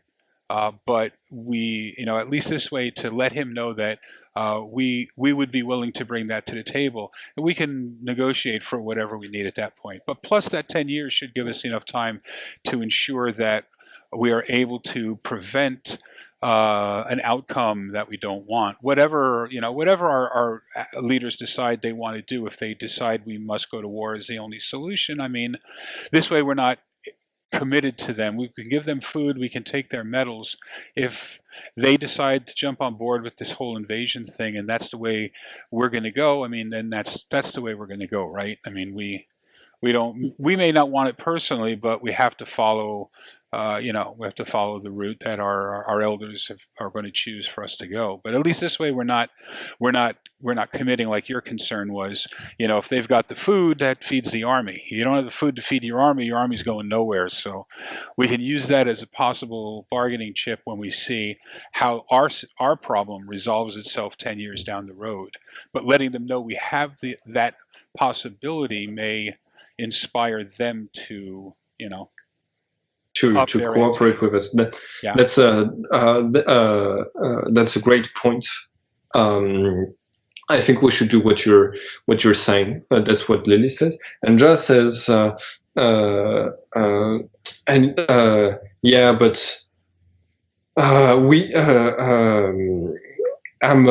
a bit.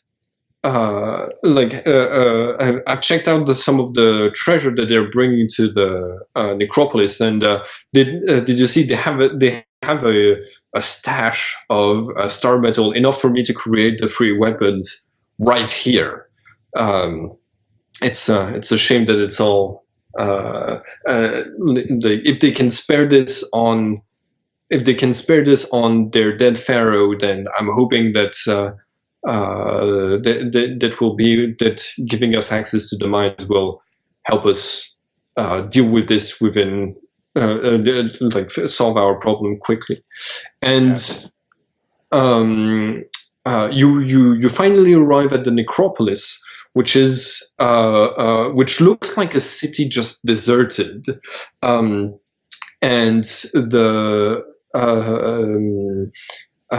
you see that the great priest Canifer, he starts to make a speech about bringing things to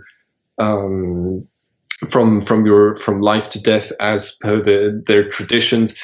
He talks about how they've accumulated all of this wealth for their pharaoh and built this place for 30 years. They've done this and waiting for this for his death, and now he can go with the treasure that he deserves and with the servants that he deserves. And and he waves his hand, and you can see at this gesture, guards draw their swords and start opening the necks of 50 servants that had come bearing those gifts, basically killing them on the spot. And nobody is defending, but like you can see both of your companions are shocked by this, and then all of this, including the bodies and the pharaoh's body, are brought inside of his personal pyramid inside of the necropolis. And as the bodies are being brought in front of you, Lily says, "How barbaric." And Jar says, if it took them 30 years to accumulate this much star metal, there's no way that in 10 we can get what we need. We're not going to be able to make those weapons on time. But I think you're forgetting something. What?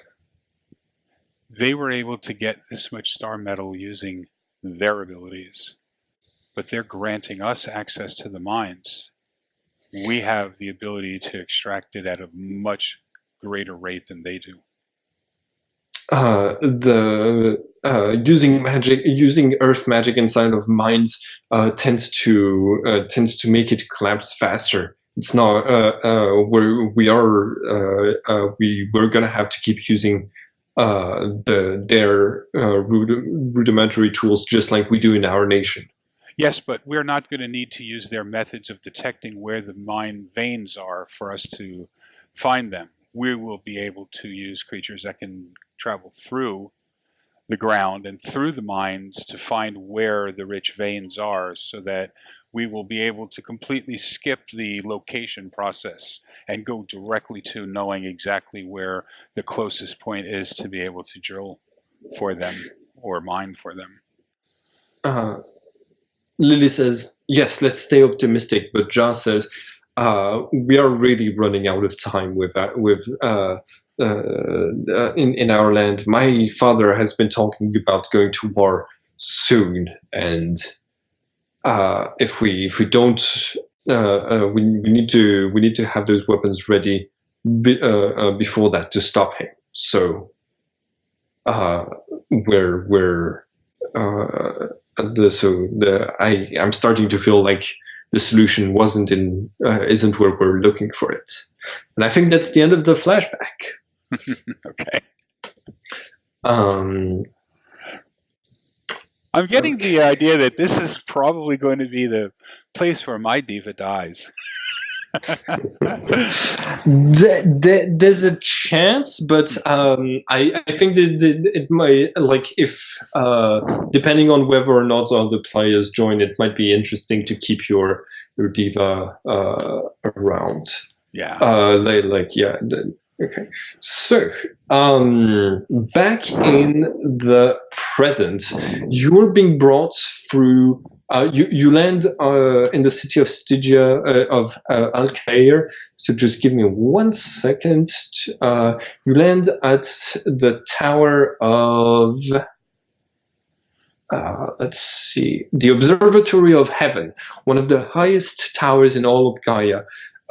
It's also like a it's also high enough that it's able to then the sky is much clearer to observe the stars from there, and it's been repurposed with a wooden platform in order to accommodate people like the Zeppelin latching onto it without like going to ground. You can see from this tower, which hadn't been constructed back when you were first came here, that the city is much bigger now than it used to be, but it's also getting older. Like the white marble is graying, and eroding. You see more cracks in this empire, which is much older now than when you first visited it. The picture I'm looking at is the path we took to go up to the Pharaoh's castle. Is that the picture you want me to? Yeah, just for just now, yes. It's the same path, just looking much older. Gotcha. It also looks like it's been renovated a couple of times, but still just as symmetrical. Okay, and have we landed and disembarked, or this is our view from the Zeppelin still? This is the view from the Zeppelin, but you're being asked like to go to the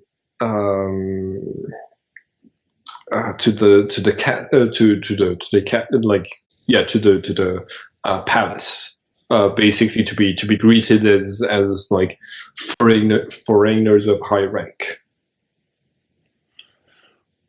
Okay, so I will tell Godric. Looks like we're almost ready to touch down. You must be pretty happy about that. Absolutely. Like at the sight of the barren land, he is not super happy. Like there's greenery because you're around the main river that's going through the desert. But otherwise, he's like, but like he will like wither away if he stays in the desert in corporeal form for too long. He like needs the presence of greenery around him to keep him like to help him basically. Gotcha. It's not reflected on his character sheet, but it's described in his bio, like in his description in the bestiary. Yeah, I read that. I got that impression. So he's likely to want to spend more time non-corporeal merged with me rather than out. Yeah, unless if you're near the river. Gotcha. Okay, no, not a problem. And look, I promise when we get back, we'll spend a lot of time frolicking in the fields. So he does a happy growl. Yep. These visions I have. So when the vision's over, I remember them, right? Yes. Okay. So I know at one point, even if it's not still there, I know at one point there was this massive amount of metal, the star metal that was put into the necropolis, which is specifically where we're being given permission to go. Yes. And if we take any from there, it can be punishable by death or undeath. Yes. It's so, and at least from the word of hero, that's what the tradition is here. He's openly talking about necromancy, which is something that most people don't believe in. But yeah, according to him, that's one of the possible punishments. Gotcha. And I'm not most people, so. Now, and Sophia, is she the head of this archaeological expedition? Yeah, she's like it was her idea to go and have a look at both the necropolis and the ruins that are all over the desert. Because they some of the ruins back from the era when the land was green are still present, and she has a theory that Stygia goes through cycles of greenery and death, and that there could be like a lot that they could learn because of how preserved the ruins would be through the times when it was occupied by the desert. Gotcha. Yeah, I just want to make, because I know she's the head archaeologist, but there isn't somebody else who's actually the shot caller of the expedition. It is actually her. Yeah, she called the shots, but you negotiate. You're the negotiator. Okay. So, and the captain of the Zeppelin is the one who wants to meet with us right now, or are we just heading to the palace? Yeah, you're headed to the palace. All right, so I'm going to ask Sophia if we could have a word in private. She nods and says, "All right, come in my pelican." And basically, because she's the head of the expedition, a couple of slaves, like eight of them are bearing a pelican for her, while everybody else has to walk. She does not you see that she at first was not happy about this, but when the priest insisted that it was tradition, she reluctantly got on. So we're not on the Zeppelin any longer? Yeah, you're not on the. By the time she accepts having a conversation with you, you're like making your way towards the palace. By the time you spot her, is that okay?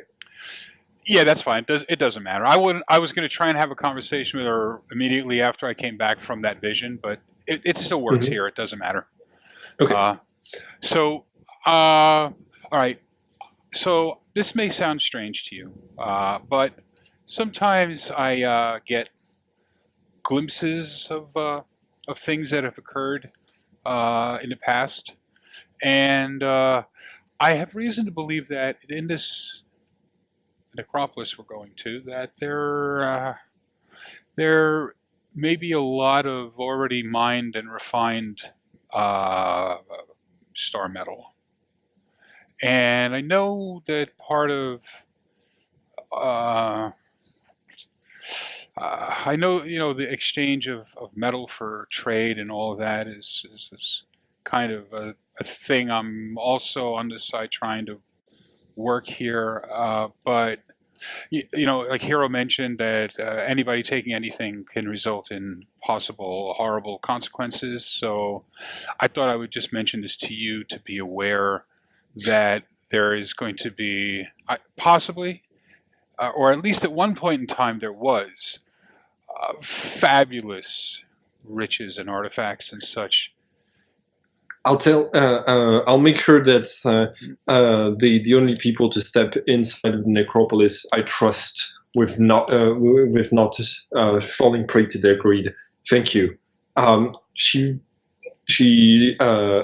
puts her hand on your shoulder and says, "Be careful not to share this information about having visions around here. They don't like the supernatural for different reasons in this country." That's why I asked if we could have a private conversation. So yes, I just wanted to make sure you knew, because you are, unlike me, you're in a position to actually force people to comply with, and we want to obviously avoid that kind of a situation. And Hero seems a likable fellow, but I can't quite put the call on something seems off, and it's not necessarily in a bad way, it's just in a kind of a I haven't seen him serious ever since I met him, so I understand what you mean. Anyway, not that I mistrust anyone, I just wanted to make sure you knew. She says, yeah, she says, I'd be fascinated to talk with you about those visions of the past that you have. As an archaeologist, it could be very interesting to learn about them. But right now uh, but now might not be the best of times for at least for the back of those poor people who are carrying you. Yes, of Us. course. I'll hop down. Just give me the cue if you want at some point in time. Obviously, as the leader, their leader's going to want to talk directly with you, but you just give me a cue when you want me to enter and assist in whatever conversation's going on. I don't want to step on your toes, but I'll wait for your cue. Okay. As you step down from the pelican, you you don't have any defensive abilities, I remember. Yeah. So you get. I'm not gonna ask you for a roll because your character, since your character is surprised and it's happening from your side, your penalty is, I think, somewhere around the 150 to dodge. So you get hit to the side of the face with a rotten tomato, and you can hear someone from the crowd that's like to the side of your escort shouting something at you in let's see, what's the language around here? In Jashu, which is like, you speak Latin at the very least. This is the most common language, but here they speak Jashu. Does your character? Would your character know multiple languages? That's basically up to you whether you or not you can understand like languages from neighboring countries. There isn't exactly a skill to cover this in this game.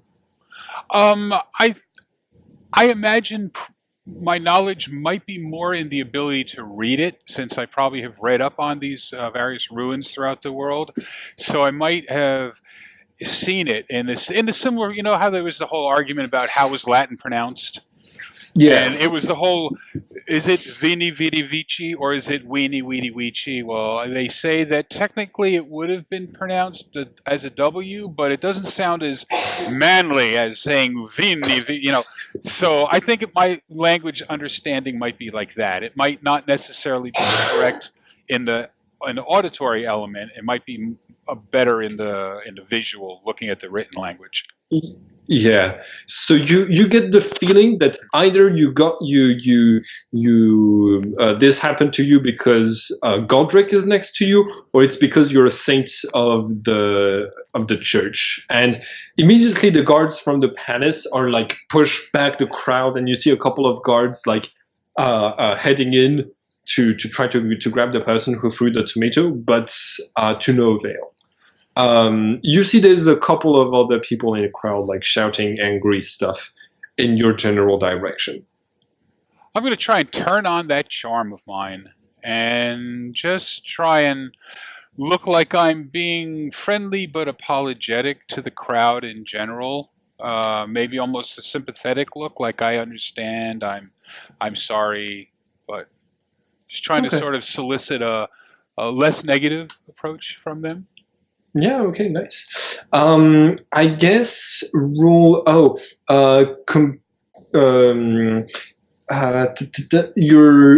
Normally I'd have you roll composure because that's like just but that's not to appear calm. Appearing calm would probably be more along the side of just persuasion, I think. Sure. I don't want to appear composed. I want to actually appear as though it's upset me. But I want to convert it so it's upset me and I'm not mad at them. It's upset me and I understand, like I'm sympathetic, sort of. Okay. Yeah. Roll for persuasion then for this. You don't get the bonus from seductor because you're not trying to flirt. No problem. There we go. Wow, that's an open roll. So technically, you can re-roll and add a 91 as a modifier. Reroll and add at 91 on top of. Okay, I got you. Yeah, because your dice did 91. So I got to put in a plus to be a plus 91, right? No. If you add a plus, don't never add a plus when you're adding the modifiers. Okay. Just 91. Otherwise, it will like Roll20 has a problem with this. If All there's yeah. So if it's a plus, just the number. If it's a negative, then you put the negative. Yes, exactly. Gotcha. Okay, yeah, 260. You like the people like you, like you managed to look composed enough, and you managed to like look apologetic enough that they're actually like feeling bad for you. I'd like to walk over towards the crowd if I can, Yeah. and kind of present Godric, like put my hand on him, like I'm petting him like a pet, you know what I mean? And offer them if they want to. And I'm going to have him look cute and fuzzy and cuddly. That's the goal. We're trying to not look aggressive. Even if they get mad or anything, just we're looking cute and aggressive, cute and cuddly for them. Maybe if there's like a little kid there, let the kid come over and Oh yeah, that's great. Yeah, with your persuasion roll, yeah, you like the kid comes, and like the kid that wanted to try like comes over despite the protests from the parents.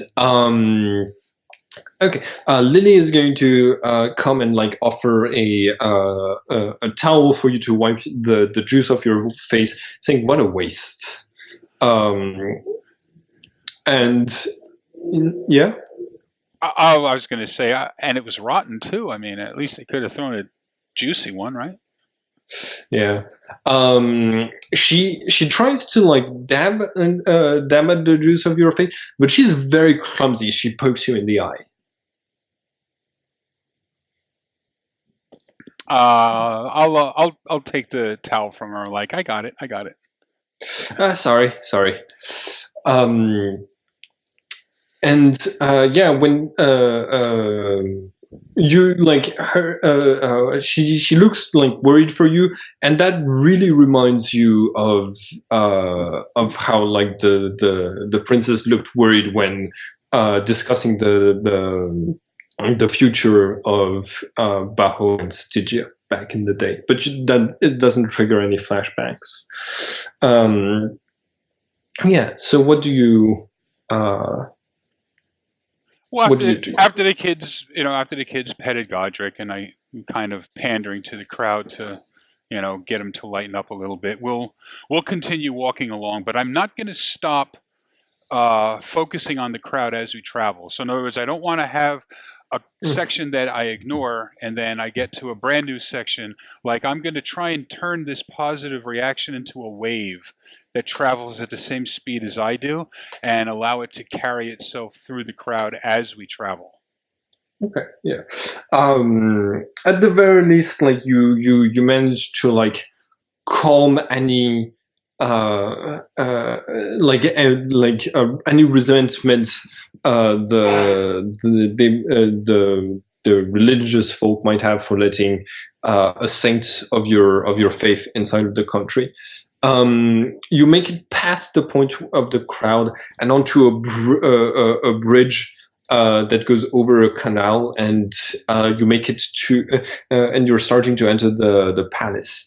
Once you get there, though, you're asked by the priest to wait a little bit for the pharaoh to come and greet you. So, like, the entire expedition is just standing in a hall waiting. Do you do anything during this time? How does Godric feel? Is he comfortable being out, or does he wish to go away now? There's enough plants in and around the castle, especially with the gardens being irrigated, that he's comfortable being here. But yeah, and you can feel that he likes the smell of the desert, even if he wouldn't like being inside of it. Gotcha. Yeah, because I guess it's easy to pick up a smell in an area that has a very base, flat, neutral kind of smell. So an odor that would be there would be very easily perceptible rather than masked by a variety of different ones. It is very hot here, much hotter than what you're used to, and like you're walking to this from the like through the city has made a lot of the members of the expedition like really exhausted, and like there's a small fountain to the side of the of where you're waiting, and you can see like just people dropping their bags while they're waiting and just going there to drink, including Lucent, who's actually going to like between two moments of painting the drawing that he did when you were embarking, he puts his brushes inside of the water to get a new color in the water that everyone's drinking in. He seems just too captivated with finishing his drawing to care. What do you do? I definitely get a drink of water, and I will also take a couple of scoops of water and splash them on Godric.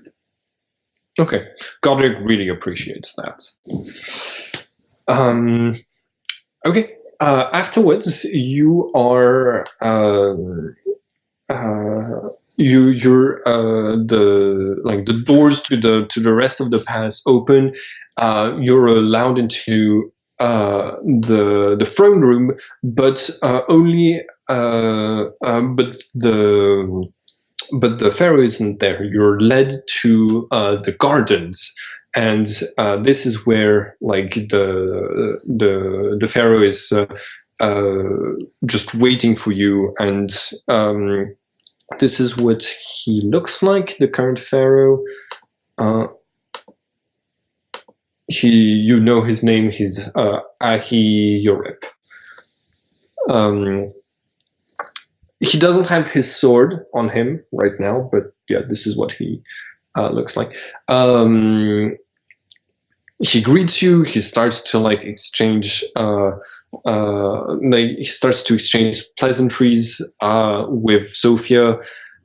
You can see he's making an active effort not to address you at all. Like, he greets a couple of people from the expedition, but completely ignores you. They're going to talk a bit about culture. He's going to talk to them about precautions not to steal anything from his ancestors, or according to the laws of this land, you'll be executed and stuff like this. What do you do during this? I will make an attempt, since obviously he is choosing to ignore me because of the religious element. I will attempt to use my abilities to be as small and unimposing and insignificant as possible.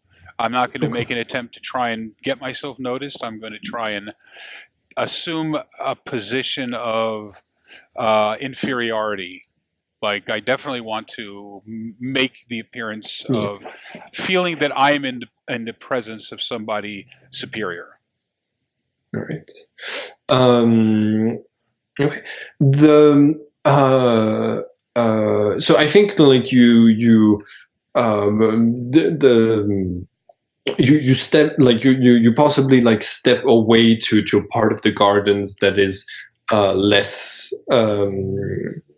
that doesn't have as many people from the Pharaoh's entourage, and you see the high priest. The high priest are wearing the same clothing that Canifer used to, except they've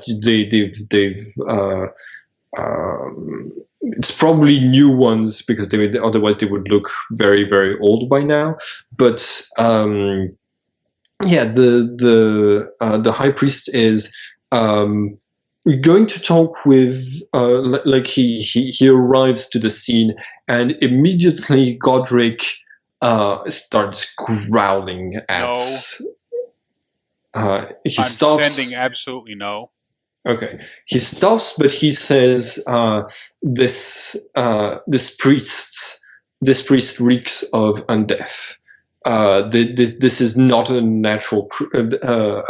He has unnatural things about him.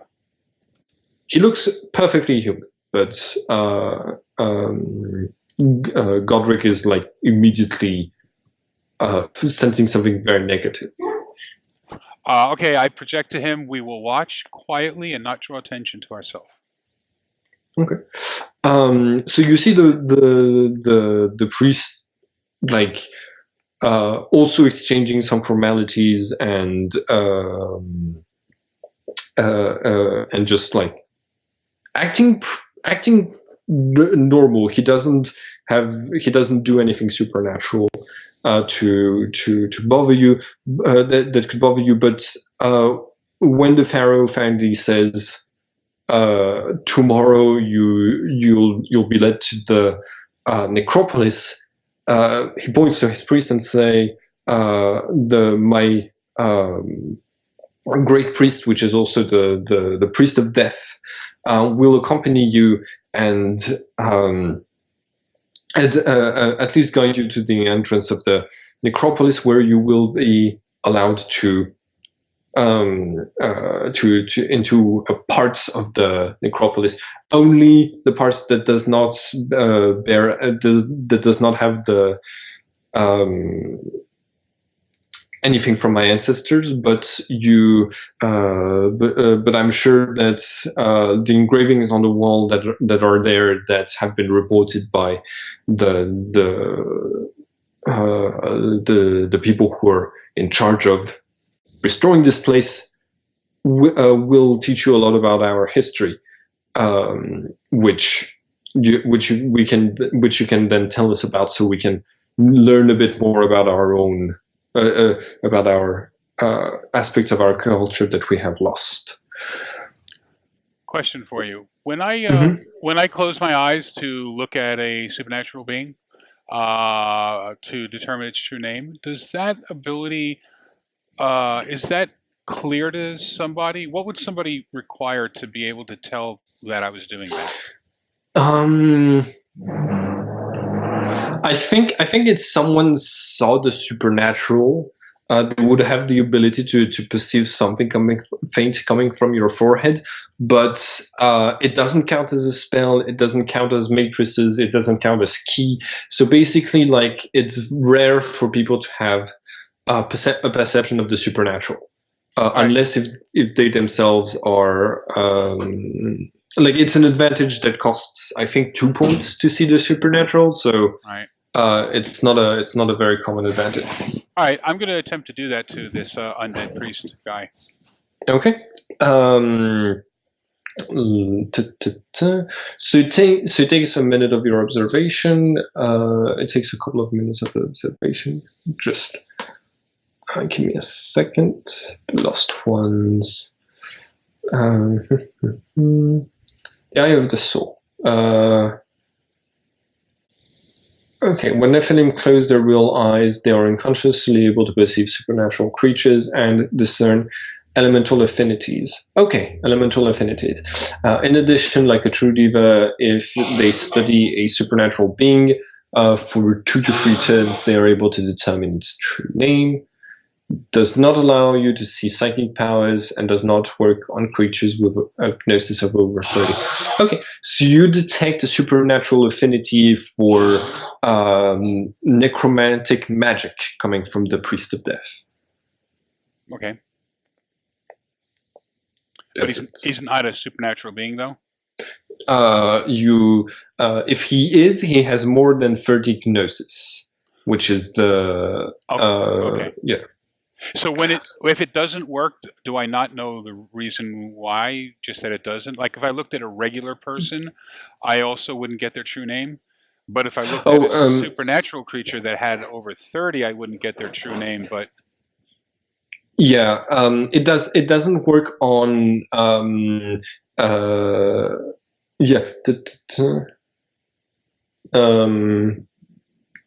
It allows you to pursue. Yeah, when it doesn't work, you don't know if it's because it's a supernatural creature with too high of a gnosis or just a natural creature like Gotcha. humans are. Okay, I just know that it doesn't work, so it's one of those.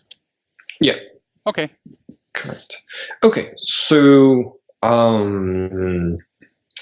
you're given the night off. You're given like the day off. Sophia, like as you're exiting the palace, you see Sophia handing a bag of coin to Hero, who tells everyone, "All right, good work for today, everyone. Here's something to spend. Like feel free to go around the city and buy either souvenirs or local foods. Just be careful to keep in groups. Like you see him distributing 1 gold piece per person. Okay. So you get 1 gold piece. And Godric? Yeah. Does Godric get a gold piece? Hero hesitates for a second and then says, "Does Godric need to? Does it need to eat?" It does not need to eat. No. I think then that no, we only have some of these for a certain. Our funds aren't limited. Unlimited, but maybe Godric wanted to purchase a gift for you because of such a great job you've been doing, but I guess I'm sorry, Godric, you will not be able to purchase a gift for your friend. I'm sorry.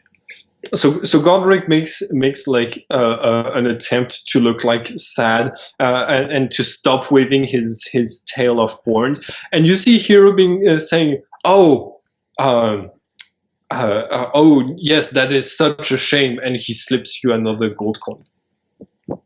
I'm sure he'll get over it.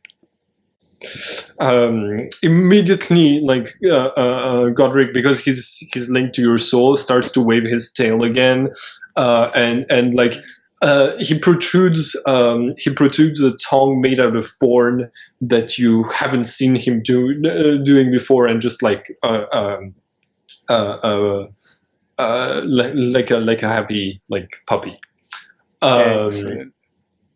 And yeah, I'm counting this as if you had rolled for persuasion, but your roleplay was good enough that I'm just like, yeah, that was pretty good. I'm gonna lean forward to Hero, real close, just to whisper to him.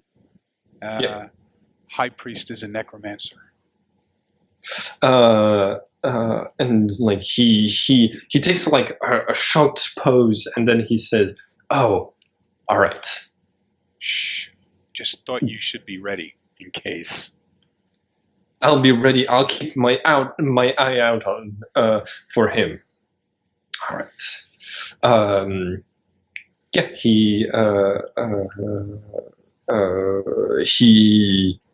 you can see that like he keeps going, giving out coins, but he keeps an eye towards the castle in case the high priest like comes out.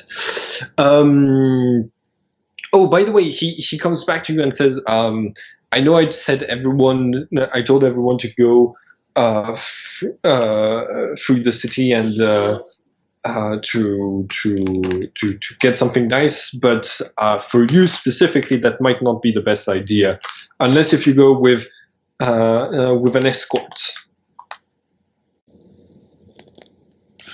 I wasn't going to necessarily go wandering about, but I did want to find Sophia again. Just to quickly whisper to her so she knows as well that High Priest is a necromancer. Yeah. Oh, how do you know? Sometimes I can kind of sense that. Visions, understood. We really will have to to talk about this in more detail later. Well, that's actually kind of part of the whole summoner thing I have going on, is the ability to perceive things that are not normal and mundane. So that was the tip off. It was actually Godric that first sensed something about him, and then I was able to pick up on it once he cued me in. That doesn't exactly surprise me, because I've read in books that the priests of death are usually are there to punish anyone caught robbing a grave with an eternal punishment, if you get my meaning. I didn't know if those were just scary rumors or if it was actually true, but I guess all the more reason for us to be careful. Excellent. Okay. I see that we're nearing the time when this game is going to be over. I want to leave it at a specific point. So, are you okay with us jumping to the next day? Oh, absolutely. I would. Okay. I would definitely want to find somebody who's going to be going about shopping in town. One of the other expeditions. Both Lily and Lucent are going to go shopping. Sure. Are they? If they're going together, I'll tag along, unless it seems like something's going on there. I think no, they're going separately. Oh, okay. Well, I'll go with Lily. Okay. Yeah, you can see that she's going directly for the market, and she's going to start looking for like fruits and vegetables that are local to here. All right, I'll accompany her, but what I'm actually looking for is a small gift to get for Hero. Okay. Because I know he thought I was just trying to sneak an extra gold out of him, but I want to try to surprise him and actually have Godric present him with a gift. Nice. A small knick-knack of something local, like maybe a small figurine of like one of their warriors in a warrior kind of pose, like something like that. You get the one that has the most extravagant pose to give to Hero? Absolutely, yes. Okay, perfect. Yeah, that's going to, like, a figurine is going to cost you 1 silver, which means means your gold piece is now just 9 silver. Okay. Okay. And then when we get a chance to present it to him, Godric will hold it in his mouth, and we'll walk up to Hero, and I will distract Hero so he doesn't see it coming, and I will then just suddenly drop the whole, oh, and by the way, Godric has something for you, and then Godric will just drop it at his feet. Nice. We can say that this scene happens. Do you when you're following Lily, you see that she has a habit of getting a little bit into trouble because she keeps observing like all of those fruits and vegetables, but she drops them. And she has a tendency of they have a tendency of slipping through her hands. Yeah. Do you what do you do while you're yeah, do you do anything else while you're buying stuff? Or do we move to the next day? No, I'll just be accompanying her. And she's in trouble. I can't really help because I have the slow reflexes disadvantage. So there's no way I'm catching anything she drops. Gotcha. You see that she has more funds than you, but that's because she's got to prepare more food for the rest of the expedition. Gotcha.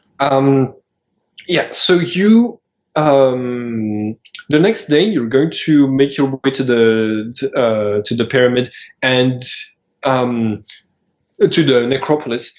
You enter, like, the necropolis looks much vaster than the way you remember. There's many more pyramids that have been built in it since then, and you're shown to a section of the pyramid that is the tomb of I haven't got his name, but the father to Pharaoh Mikit. Basically, you you're allowed into the tomb of the pharaoh whose funeral you saw in your flashbacks, and as you enter it, you're a bit towards the back of the expedition. As you enter this building, the two large doors that are that separate, that like open up to the outside, they close behind you and trigger a flashback. You remember a couple of days into your stay in Stygia, you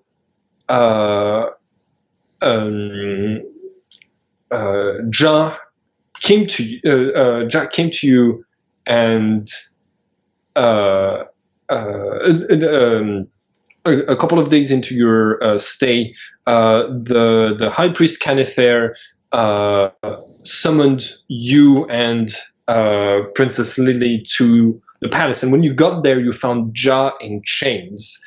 And Canifer said, "This insolent creature has tried to enter the tomb of our beloved Pharaoh to steal things. We have summoned you here so that you can be witnesses to his punishment." And you see the young Pharaoh to the side looking like stressed by this entire thing. And Ja says, "I had no choice. We had to get this star metal. You know I was right in trying to speed up the process, because we'll never get enough star metal to finish our projects." And yeah, he turns to you and he says, "Help me." What do you do? First, I look at the princess to see if she wants to give me the nod to take this one, or... I think she's looking like shocked, and she's trying to figure out what to do as a representative of her country. So it's like, right now she's not paying attention to you. She's paying more attention to Ja. Okay. So, also, do we specifically know whether or not, according to their culture, I don't know how much information we were given in specific details, but is there any situation ever when the Pharaoh is not the absolute 100% final authority on everything? There is not. He is appointed by God. Perfect. I then immediately turn to the Pharaoh and say, "Pharaoh, I wish to apologize for putting you in this uncomfortable position.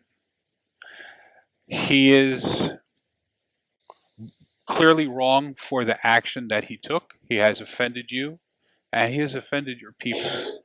And for that, I cannot deny your right to punish him as you see fit. His actions are not the actions of someone who was attempting to be a thief. His actions were an act of desperation for a situation that we are in. And we had hoped to be able to discuss this matter with you in a more private situation. But if you feel it necessary, I will openly discuss it now with you in front of everyone present." You see the Pharaoh turns to Canifer, who says, no matter what you subject you could have pushed this criminal to violate the tomb of our glorious leader, it is no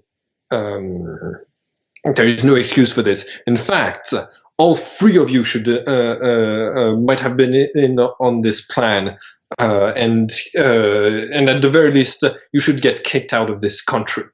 And the Pharaoh looks like he's hesitating to do this, and Ja is looking at you with anger for saying that he was wrong, since the moment you said he was wrong.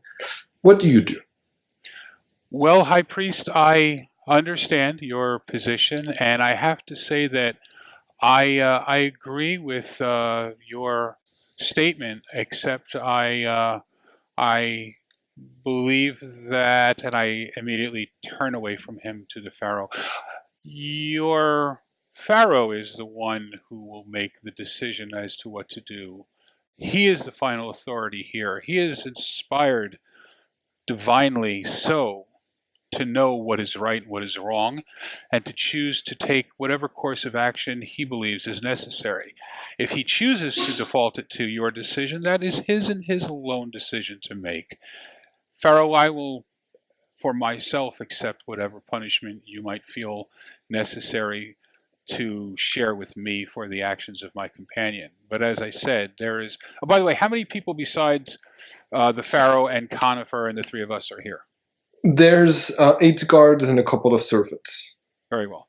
As I said, Pharaoh, I will be happy to discuss the matter, although I would request as private as you are comfortable with. It is not something we would wish for everyone to know. Obviously, people in such a highly respected positions as yourself and the high priest can be trusted with intimate knowledge of our situation. Um, the young pharaoh says, "I trust in the people who are here." And the priest adds, "You you steal from his father's grave, and then you ask to speak with him in private. This sounds more like you sound more like a group of assassins and thieves than a group of representatives of your country. Or are you, or is that typically what divas do?" Oh, And I apologize, High Priest. I was not aware that you are the authority in this room. Should I be addressing you then? you see that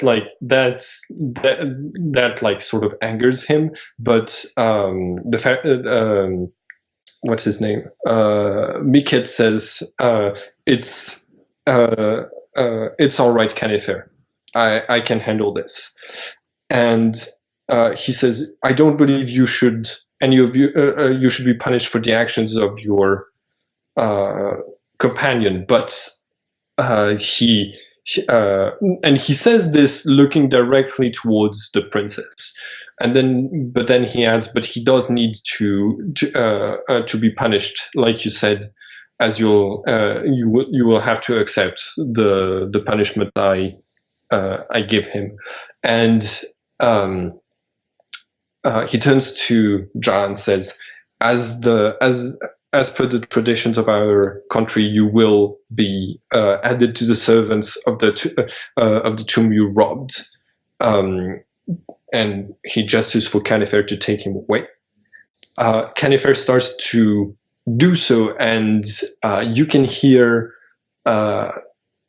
Jaw saying, "Lutwin, Lily, you knew this was the only way to. You knew this was this is the only way. We have to do it for peace. Help me with your powers. We can take them. Help me." What do you do? I will turn directly to John and say, I will never use my powers to force anyone to bend to my will. And your actions were not the only way. Your actions were foolish. You were specifically told that we will not steal anything. We will ask for what we need. We will explain our situation. We will beg them for their assistance, but we were never going to steal anything that belonged to them. You have removed any opportunity we may have had to petition them to make an exception once we explained the severity of our plight. But you have now ruined that for all of us.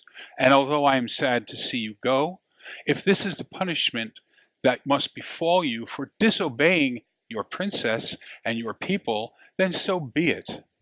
I will not intervene to prevent the justice that may fall upon you for you violating the rights and traditions of another land and of the very family member of the ruler of that land. Your actions are reprehensible. And although curse you, Enich, Onota, and curse you, Lily Glamish. If you ever set foot in the necropolis, I swear you will not walk out of there alive. And then we cut back to you, having just finished remembering this, with the last of the sunlight disappearing as the doors finish closing. And that's how we're gonna end our first game. excellent. All right. Did you have fun with Yes, this? that was definitely a lot of fun. I like the switching back and forth. I can definitely see like things in the past setting up things that may occur in the future, and I think it's done in a way that makes it not a spoiler, but it makes it enjoyable, and it actually builds the anticipation of what is going to happen now. Because obviously, I'm worried about encountering a multiple thousand-year-old powerful undead guardian who hates me, who's going to recognize who I was, and like, oh, I vowed I'd kill him. You're good enough. You're close enough for me. Yeah. Yeah, especially with the doors like mystically closing behind you. That's particularly, that's basically why I set it up this way. I already did an entire campaign that was based on flashbacks, but it was a Changeling campaign, because when you come back to the real world in Changeling the Lost, you remember you have flashbacks of your time in the land of the fairies, but Arcadia. in Arcadia. And so I switched back and forth because the story of the past of the characters in Arcadia influenced a lot their present too. And like that was like we had a lot of fun with that campaign. So I'm hoping like something similar is working well, would work well with Anima. All right. Hi everyone, and thank you for watching this video. If you want to keep up with all of the adventures on this channel, don't forget to subscribe and click the bell button so you can get a notification each time we upload, and it would be very nice of you to like and share the video to help this channel grow. Have a nice day everyone.